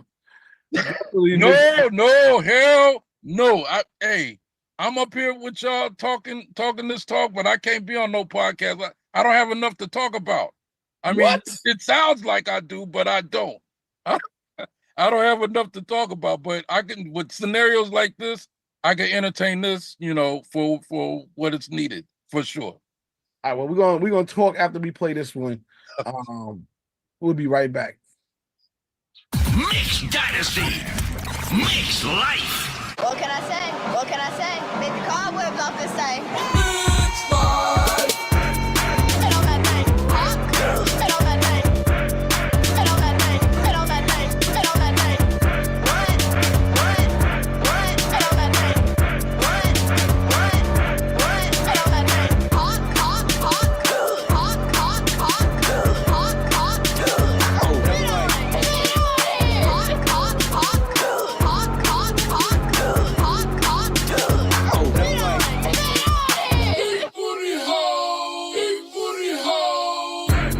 Hit on that thing. Hot, good. Hit on that thing. Hit on that thing. Hit on that thing. Hit on that thing. What? Hit on that thing. What? Hit on that thing. What can I say? What can I say? Make the cobwebs off this thing. Hot, hot, hot, good. Hot, hot, hot, good. Hot, hot, good. Hit on it. Hot, hot, hot, good. Hot, hot, hot, good. Hot, hot, good. Hit on it. What can I say? What can I say? Make the cobwebs off this thing. Hit on that thing. Hot, hit on that thing. Hit on that thing. Hit on that thing. Hit on that thing. What? Hit on that thing. What? Hit on that thing. What can I say? What can I say? Make the cobwebs off this thing. Hot, hot, hot, good. Hot, hot, hot, good. Hot, hot, good. Hit on it. Hot, hot, hot, good. Hot, hot, hot, good. Hot, hot, good. Hit on it.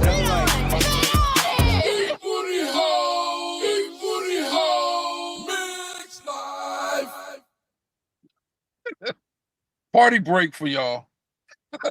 I think call me crazy. I think that record is going to catch, whether it's virally or in the clubs. I mean, who ain't like Girls Gone Wild? And I ain't trying to be funny, but I'm just saying, anytime you make a record like that with a camera, you know what I mean? Anytime you make a record like that with a camera, it's going to create some type of energy, viral energy. Shout out to Giovanni. TikTok dance, yes. Something's gonna come out of it.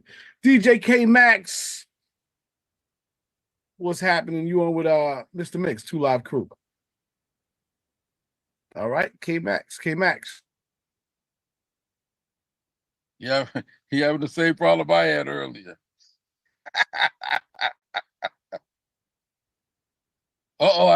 That's my man right there. I can't hear you.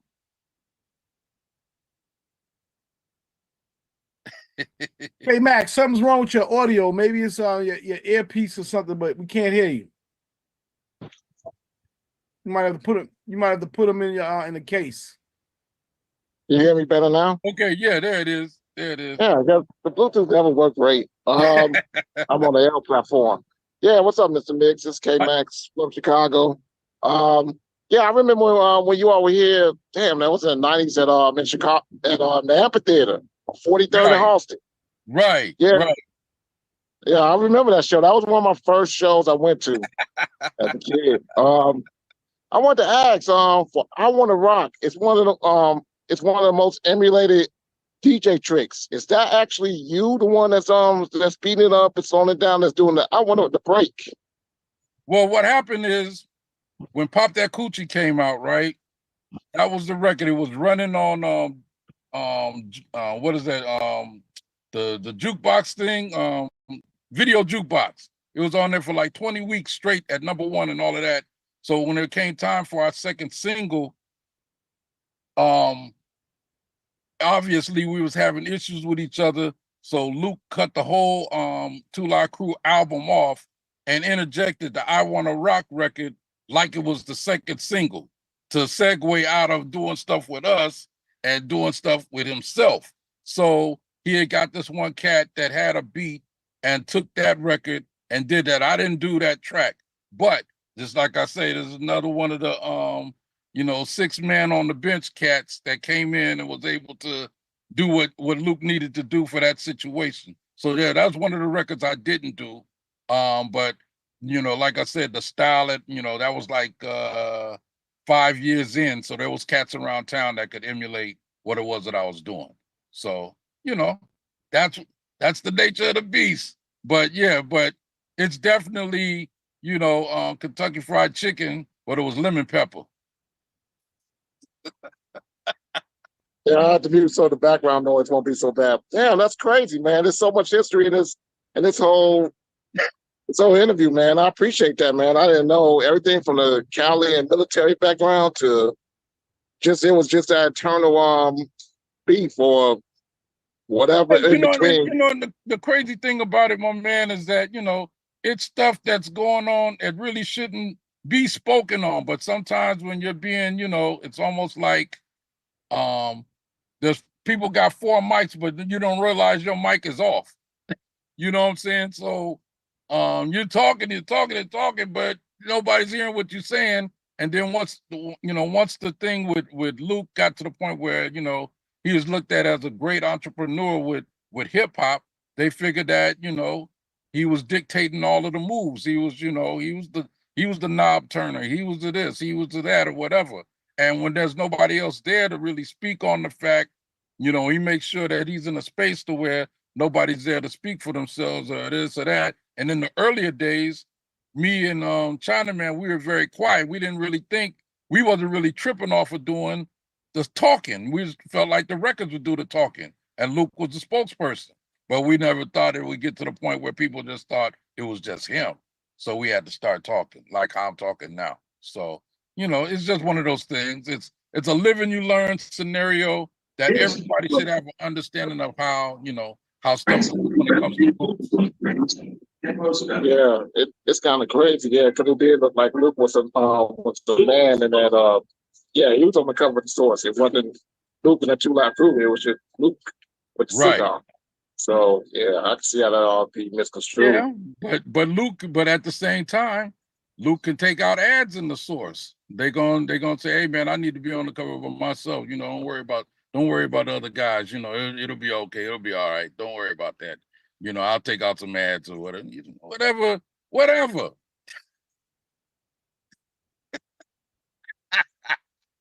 That's too bad, because even more so, people was like wondering like why he wasn't present doing all the Hip Hop 50 celebrations. So yeah, it was that thing too. That's a part of it too, because just like I say, we weren't a part of that circle. We were making records.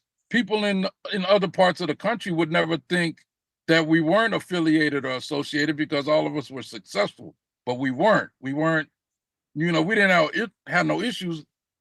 And it's funny, before Biz Markie passed away, he was on these Back to the 90s shows with us, MC Hammer, Vanilla Ice, different people. So he would say to me, he's from Long Island.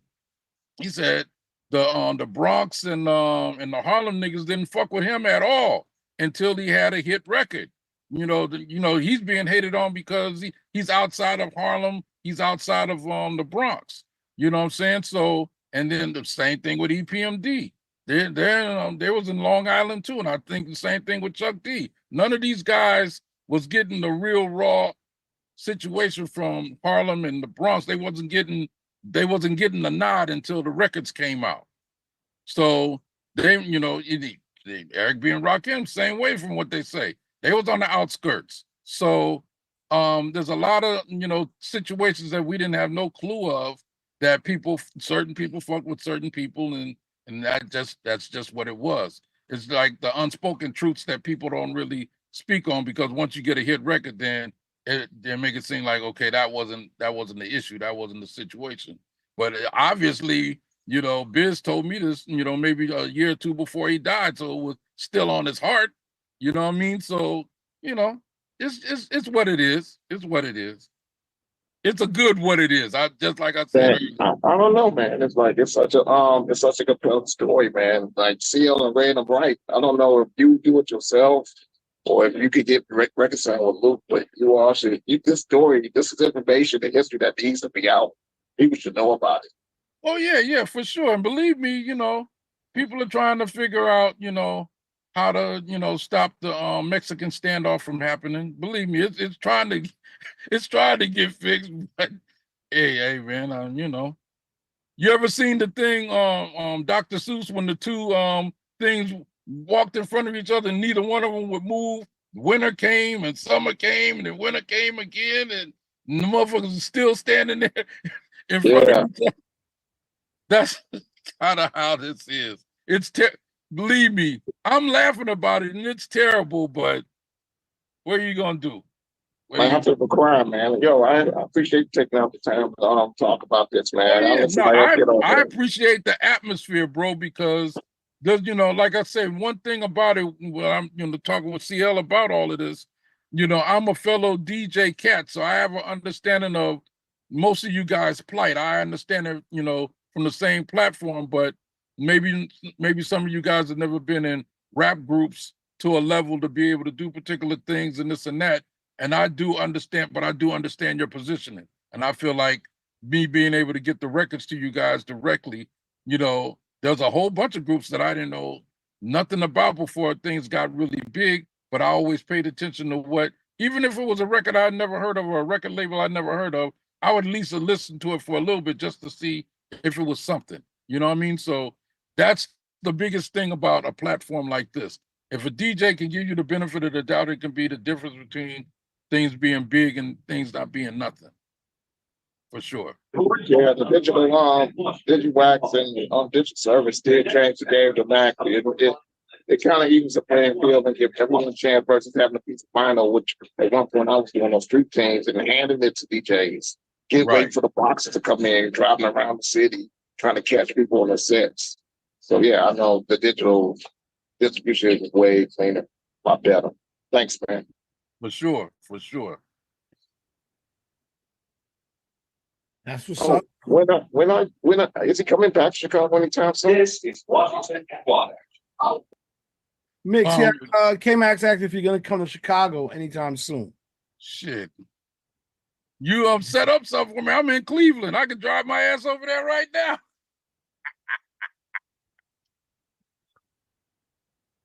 Man, I'm up here in the north now. I stay up here in Cleveland. I'm just right down the street. So if there's if there's some things that I can come over there and do a set. We can figure out some stuff. Whatever we can, we can even do some records. Whatever.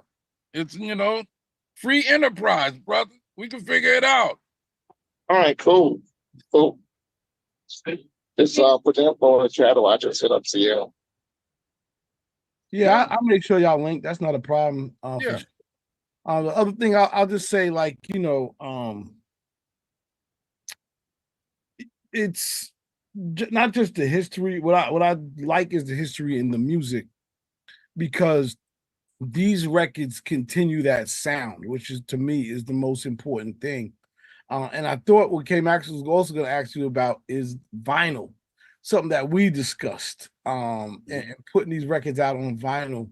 Are you still planning on doing that? I want to. The craziest thing about it is that it seems like, to me, if I come up with a concept, I go to run to the studio and do it. That's maybe the run of 2 or 3 days. You done took an intangible and made it a tangible. Now, how long is it going to take for me to get it to the world of vinyl? And I can't get on nobody's press for 3 months or 6 months.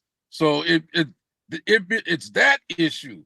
So, but with a scenario like this, you don't really need the vinyl, the physical vinyl per se. You have to say, hey man, I got that hot pack, man. You know, hey, it's almost like it's gonna be like vinyl when it hits your situation. But you know what you gotta do, brother. You know what you gotta do. So it could work the same way, you know, and by you guys having, you know, coalition of all of the guys, you know, I don't like to use the phrase honor among thieves, but I mean, you're in a pack of a situation to where things can happen in a particular way to where other things can go down. So, you know, it's just the vinyl aspect, you know, it slows up the hustle process. You can't get the records pressed up fast enough. And then consistent enough on top of that. You know what I mean? So, you know, shit, you might come up with something in 3 weeks and you need it out yesterday. Ah, man, you can't get on the press for 6 weeks. What the fuck am I gonna do with that? Yeah, it's true. It's true. There's just not enough manufacturers. However, when you do press a record up on vinyl and it comes out, let's be it 2 months later, 3 months later, whatever, it brings the record back to front too for DJs. It's pretty crazy how vinyl is. Yeah, like you said, it's coming back. It's back. People really love it. It's back. It just can't move as fast as we need it to move. Now, you know, if somebody's waiting on the Pete Rock and CL Smooth album, you know what I mean? You know, if it's the whole album and it's a work of art or whatever, then people can anticipate and they can promote and this, that, and the third. But when you know, DJ Willie that's on 163rd and Grand Concourse, I need that record yesterday. It don't work for him. You know what I'm saying? I mean, the swiftness of it. That's the part that's the thing. You know, if you can do anticipation things, that's cool. If you can do anticipation things that you can wait on, that's cool. But the other stuff, it's rough for what it is. The guys that you have, they need the records yesterday. Big facts. Old school DJ.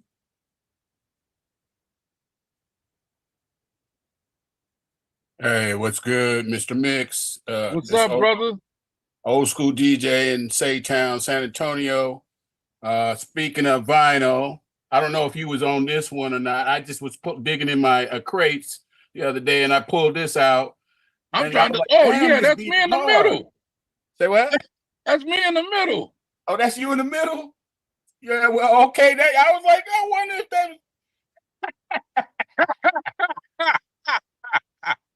Who is this? Who is this big booty? Oh no, I'm just kidding. Hey, the figment of imagination that we see all the time. But we went to you was here in San Antonio a lot. Yeah, just recently. Back in the 90s. And I went to one of the concerts, and they kind of got X-rated up there. There was a little bit of oral sex going on, and the cops had to shut it down, man, you know, early on us, man. They just came in there and shut it down. I don't know if you remember that or not, but which 90s? Like what time frame was it? And I can tell you what the lineup was, and I can probably be a little more concise with you. What time frame you think it was? Was it like 2000s, 96? What was the zone? You think? I can't even remember, man. It was like maybe 98, 99, or maybe or something. I'm not really sure. Maybe so, because maybe I know that at that time Chinaman and Marquise was out, and I wasn't doing anything. It was a little bit earlier than that, actually. It was like 95, I think, or something like that, man. It was. Well, you know what? We had dances that was kind of wild in those days. They would take, have cucumbers and yeah, they was doing some wild shit on stage, and then they got some brothers from off the stage to join in on the dance, and them brothers laid down on their backs, and girls commenced to bounce on them. I'm like, oh my god, yeah. And then the police just came in and just shut it down. They just got on stage like they were the performers, and. Oh, like probably so. I mean, that at that time between 95 and 98, yeah, the graphic shows was happening. at that time, but they was in nightclubs. It wasn't in big buildings. It was like nightclub stuff. Yeah, this was kind of like a staged area and everything. They was on stage and everything, man. I was like, damn. So the place probably was a nightclub though, right? It wasn't no venue place. Yeah, it was like a nightclub. Yeah, it was like Right. it was a bigger, one of those larger nightclubs that hold a lot, crowd. Right. It had like, it was about shit. I don't know. It was about 1,000 people. Right. there, Yeah, 1,000. nightclub setup. Yeah, it was a black club or a Spanish Yeah, club. black club. Yeah. Black club on the San Antonio. That was way back when San Antonio kind of slowed down. Back in the day, it used to be a lot more popping out here, but it's kind of slowed down these days. Well, I don't know. Maybe I've slowed down. I'm not as young as I used to be, so I don't like run the streets like I used to either. So I don't know what's going on out there, to be honest with you. Right. Well, yeah, back in those days, that's why I asked you what was the clientele, because our shows, we do white shows, we do Latino, Spanish shows, black shows. We could do 3 shows in San Antonio and not see the same people. We do a black show, you do the Latin show, and one for the white folks. And we'd be there. That's what we were really unique in that way, for sure. But I was trying to incorporate some of these older mixes with, with some of the newer stuff, because that's kind of like what I do anyway. It's like mixing old with the new, and try to make something different out of it, and so are you planning on, doing something like that with some of these older vinyls or bringing back some of your old beats? Yeah. Well, that's the thing. Like the thing that was played, the Savage Ladies thing, is more so a thing to let it be known that those are the type of records that's going to be being done. Let me turn this TV down. I was just outside of my car because it was quiet out there. This domestic stuff. Hold on. Okay, yeah, okay, cool. All right, so yeah. So most of the stuff, that I do is all based off of stuff from, the vibe of what was going on back in those days. I just know that not too many people know how to make the records, and the copycat dudes that was doing stuff, they can't get paid from nobody no more to make them, so they don't have nowhere to turn to. So the so-called style would be considered to be dormant. But now that I have the platform with CL, those types of situations can happen now for sure. With me anyway. I can't speak for nobody else, but for me, yeah, it's definitely a great scenario to be able to have it be what it is, for sure. All right, thanks a lot. Yeah. Good luck Yep, to you. no problem, my man. No problem. All right. I think that okay, anybody else? Okay, I thought we had a couple more people. Well, listen, Mix, this is like your first time coming. And really I just want you to know, like, this is just a home for you to be able to come in, play new music. I'm excited to be on this journey with you. Really releasing these records and promoting them and having fun, because I it's a sound and it's a flavor that it's a part of the culture and people love it, and it hasn't really been like that for a while. So just happy that you were like, yo, let's just do this, man. Right, for sure. I just know that I know that it's a void, and to give you a better understanding, like the Sexy Red and Drake, Hands on Your Knees. That's our shit all day long. 2 celebrity type rappers is using, was able to come with a record like that, and there wasn't so much that it might have been. I don't think it's one of Drake's best efforts, but the vibe of what the song represents, or what the beat represents, made it be what it is. It's that recipe, but most people are not really thinking about or probably even know how to do the recipe. That's why most of the records don't get made.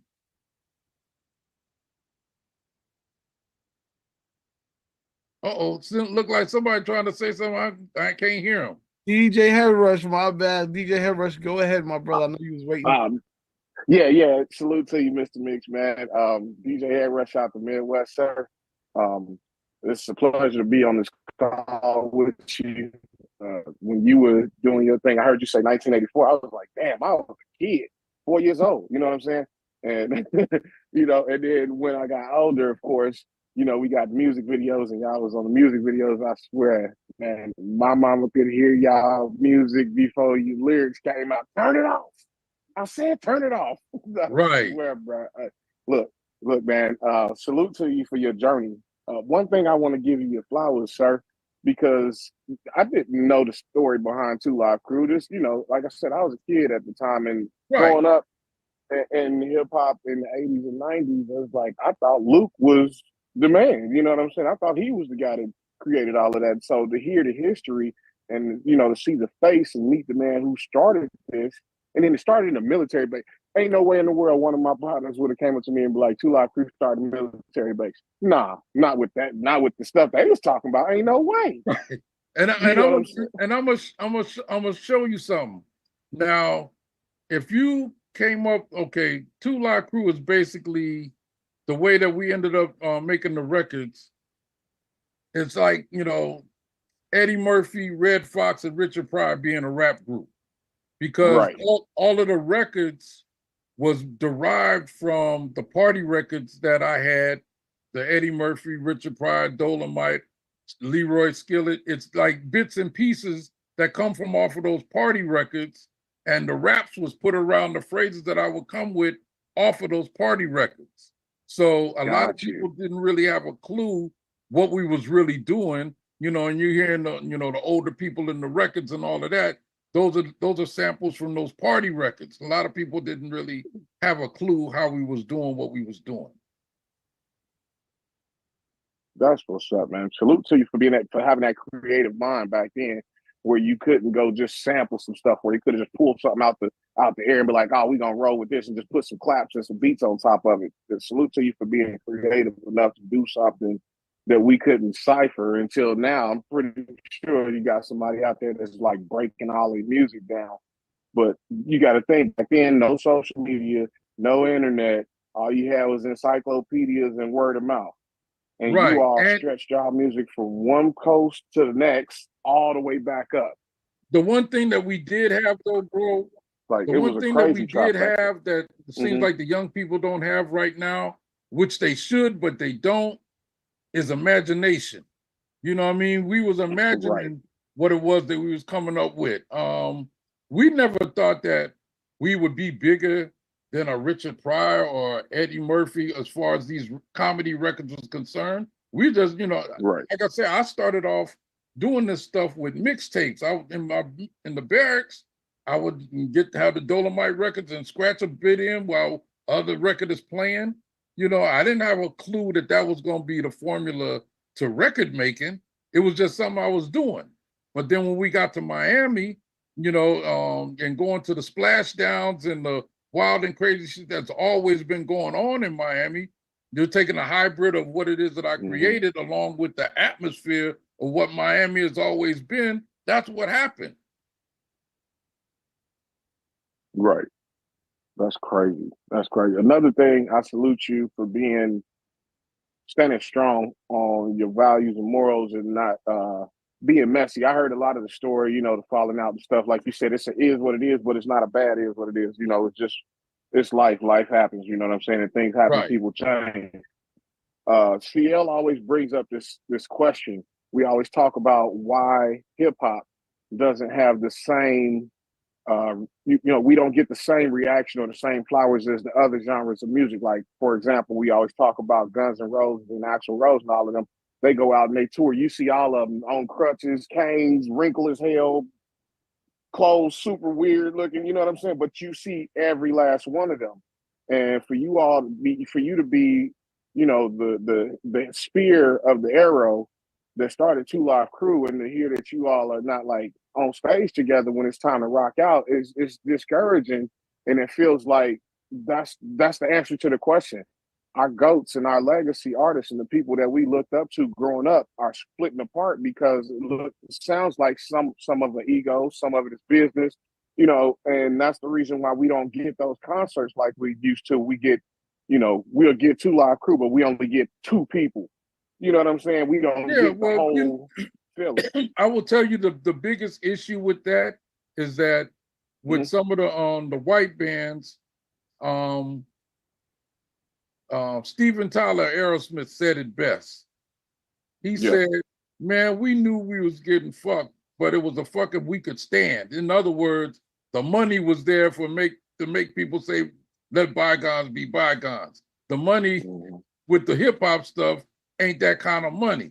So it's really more so that. So don't think that these guys just got it better or better attitude or wherewithal than we did. It's just the money. They couldn't you know, take their mind off of, you know, hey, yeah, I'm mad at you, but you know, shit, I'm about to go pick up $250,000 to deal with your ass for 30 minutes or an hour. So, Say that 250,000 is worth that pain. So let me get that money and I'll deal with my pain later. Okay. So is it safe to say that even though newer artists are getting screwed with the 360s, sometimes you just got to get off your feelings and just go get the bag? Well, I think that I feel like this. Most of the young Black kids or Latino kids and poor white kids or whatever that get into this thing, they don't have a clue of what's going on. They feel like they have a special talent, so they should be catered to. So they don't really have a clue or understand what their position is from a strong position or a weak position. They're just kind of just winging it. So when they start hearing more things about, you know, a 360 deal, you know, 360, yeah, I need to have a 360. I ain't got no motherfucking money to do anything. Fuck it. What does that really mean? I'm out here. I was able to meet a girl in South Carolina that I like, and because of this 360 deal, I was able to push my first whip because of this 360 deal. I don't really know what the fuck it is, but so it's a situation where you have to kind of live and learn, and you can't really be mad if you're getting something and you know that you didn't go broke trying to get put in the space of where it is that you are now. Like with me, when I came out of the military, I didn't have no money really to be fucking around with these records. But Luke had a thriving business with the parties that he was doing. So he was fading what needed to happen with the studio time. You know, these are the things where people kind of get stuff lost in translation of how things were. But, you know, sometimes people will forget, okay, well, you know, you're in front of the people and you're talking to the people and making people feel like, you know, it's you. But it's easy to do that when other people ain't around. You can't really say that same story if we're in the same room together. You can't do it. But the thing was, you know, we weren't really friends in that way. We were more opportunists to each other, which could be a good thing because everybody brought their skill set to a situation, but nobody really thought about business in the way that you had to really be on some protect yourself.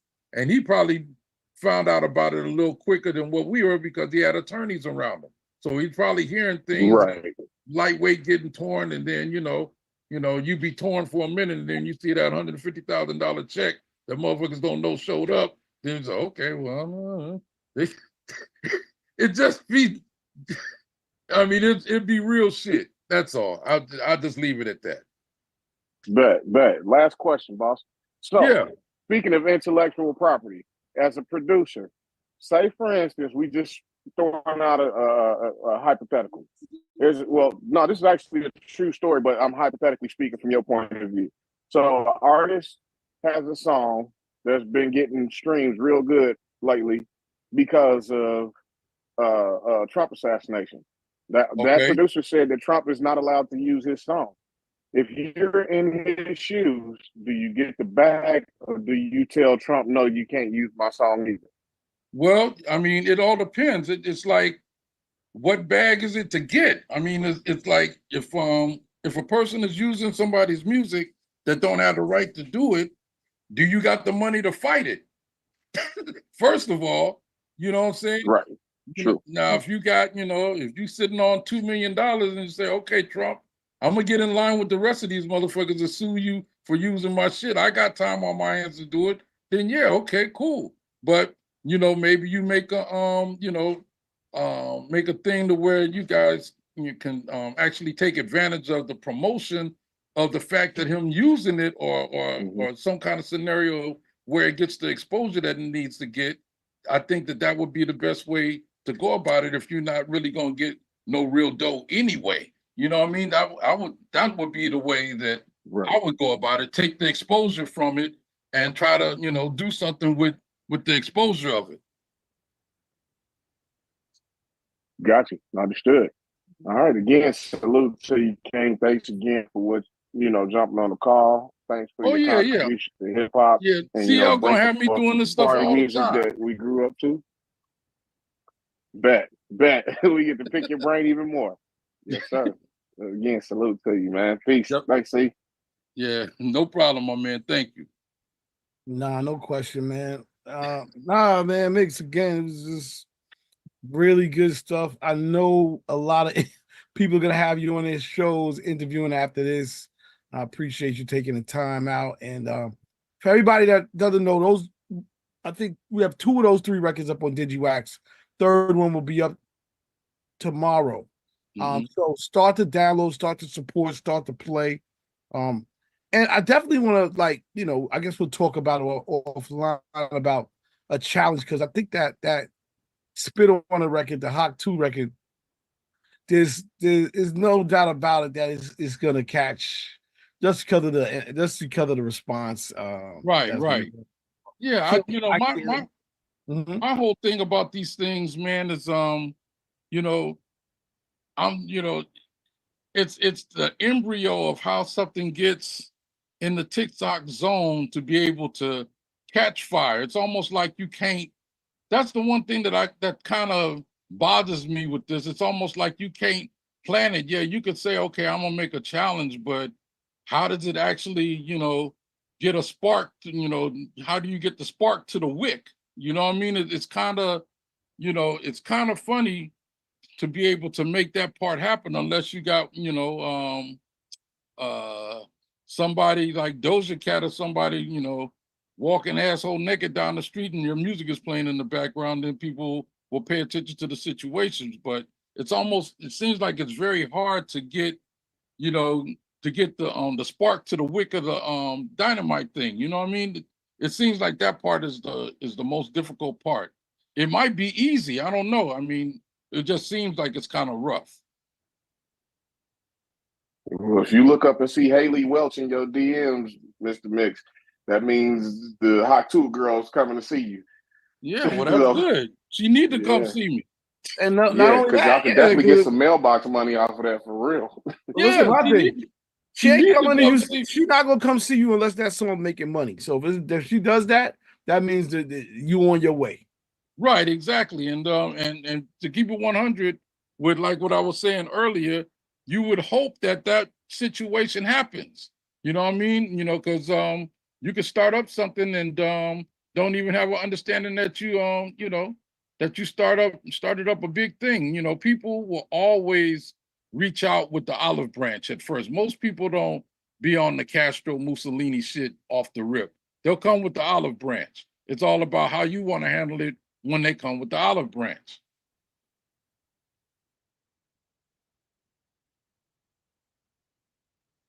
Well said. Yeah, that's for sure. Well said. Well, listen, anybody needs to get in contact with Mix, hit me up. I'll make sure that link happens. It's been a beautiful New Music Wednesday. I feel bad because we were going to talk a little about the NBA and basketball and how Team USA looking crazy out here, barely beating cats, but the game evolves. And we will talk about that next week. I think the Olympics start this weekend. And listen, man, it's been a beautiful Wednesday. God bless everybody. Stay safe out here. Protect your family. Keep it positive. And see y'all next week. Yep. I'll be here. All right. I don't know where the hell I'm going to be at, but I'll be on here. That's what's up. That's what's up. Welcome to the fam, brother. Cool. All right, then, y'all. Good meeting everybody. All right, gang. Yep. All right. All right, peace. Yep. All right, everybody. Yep. Recording stopped.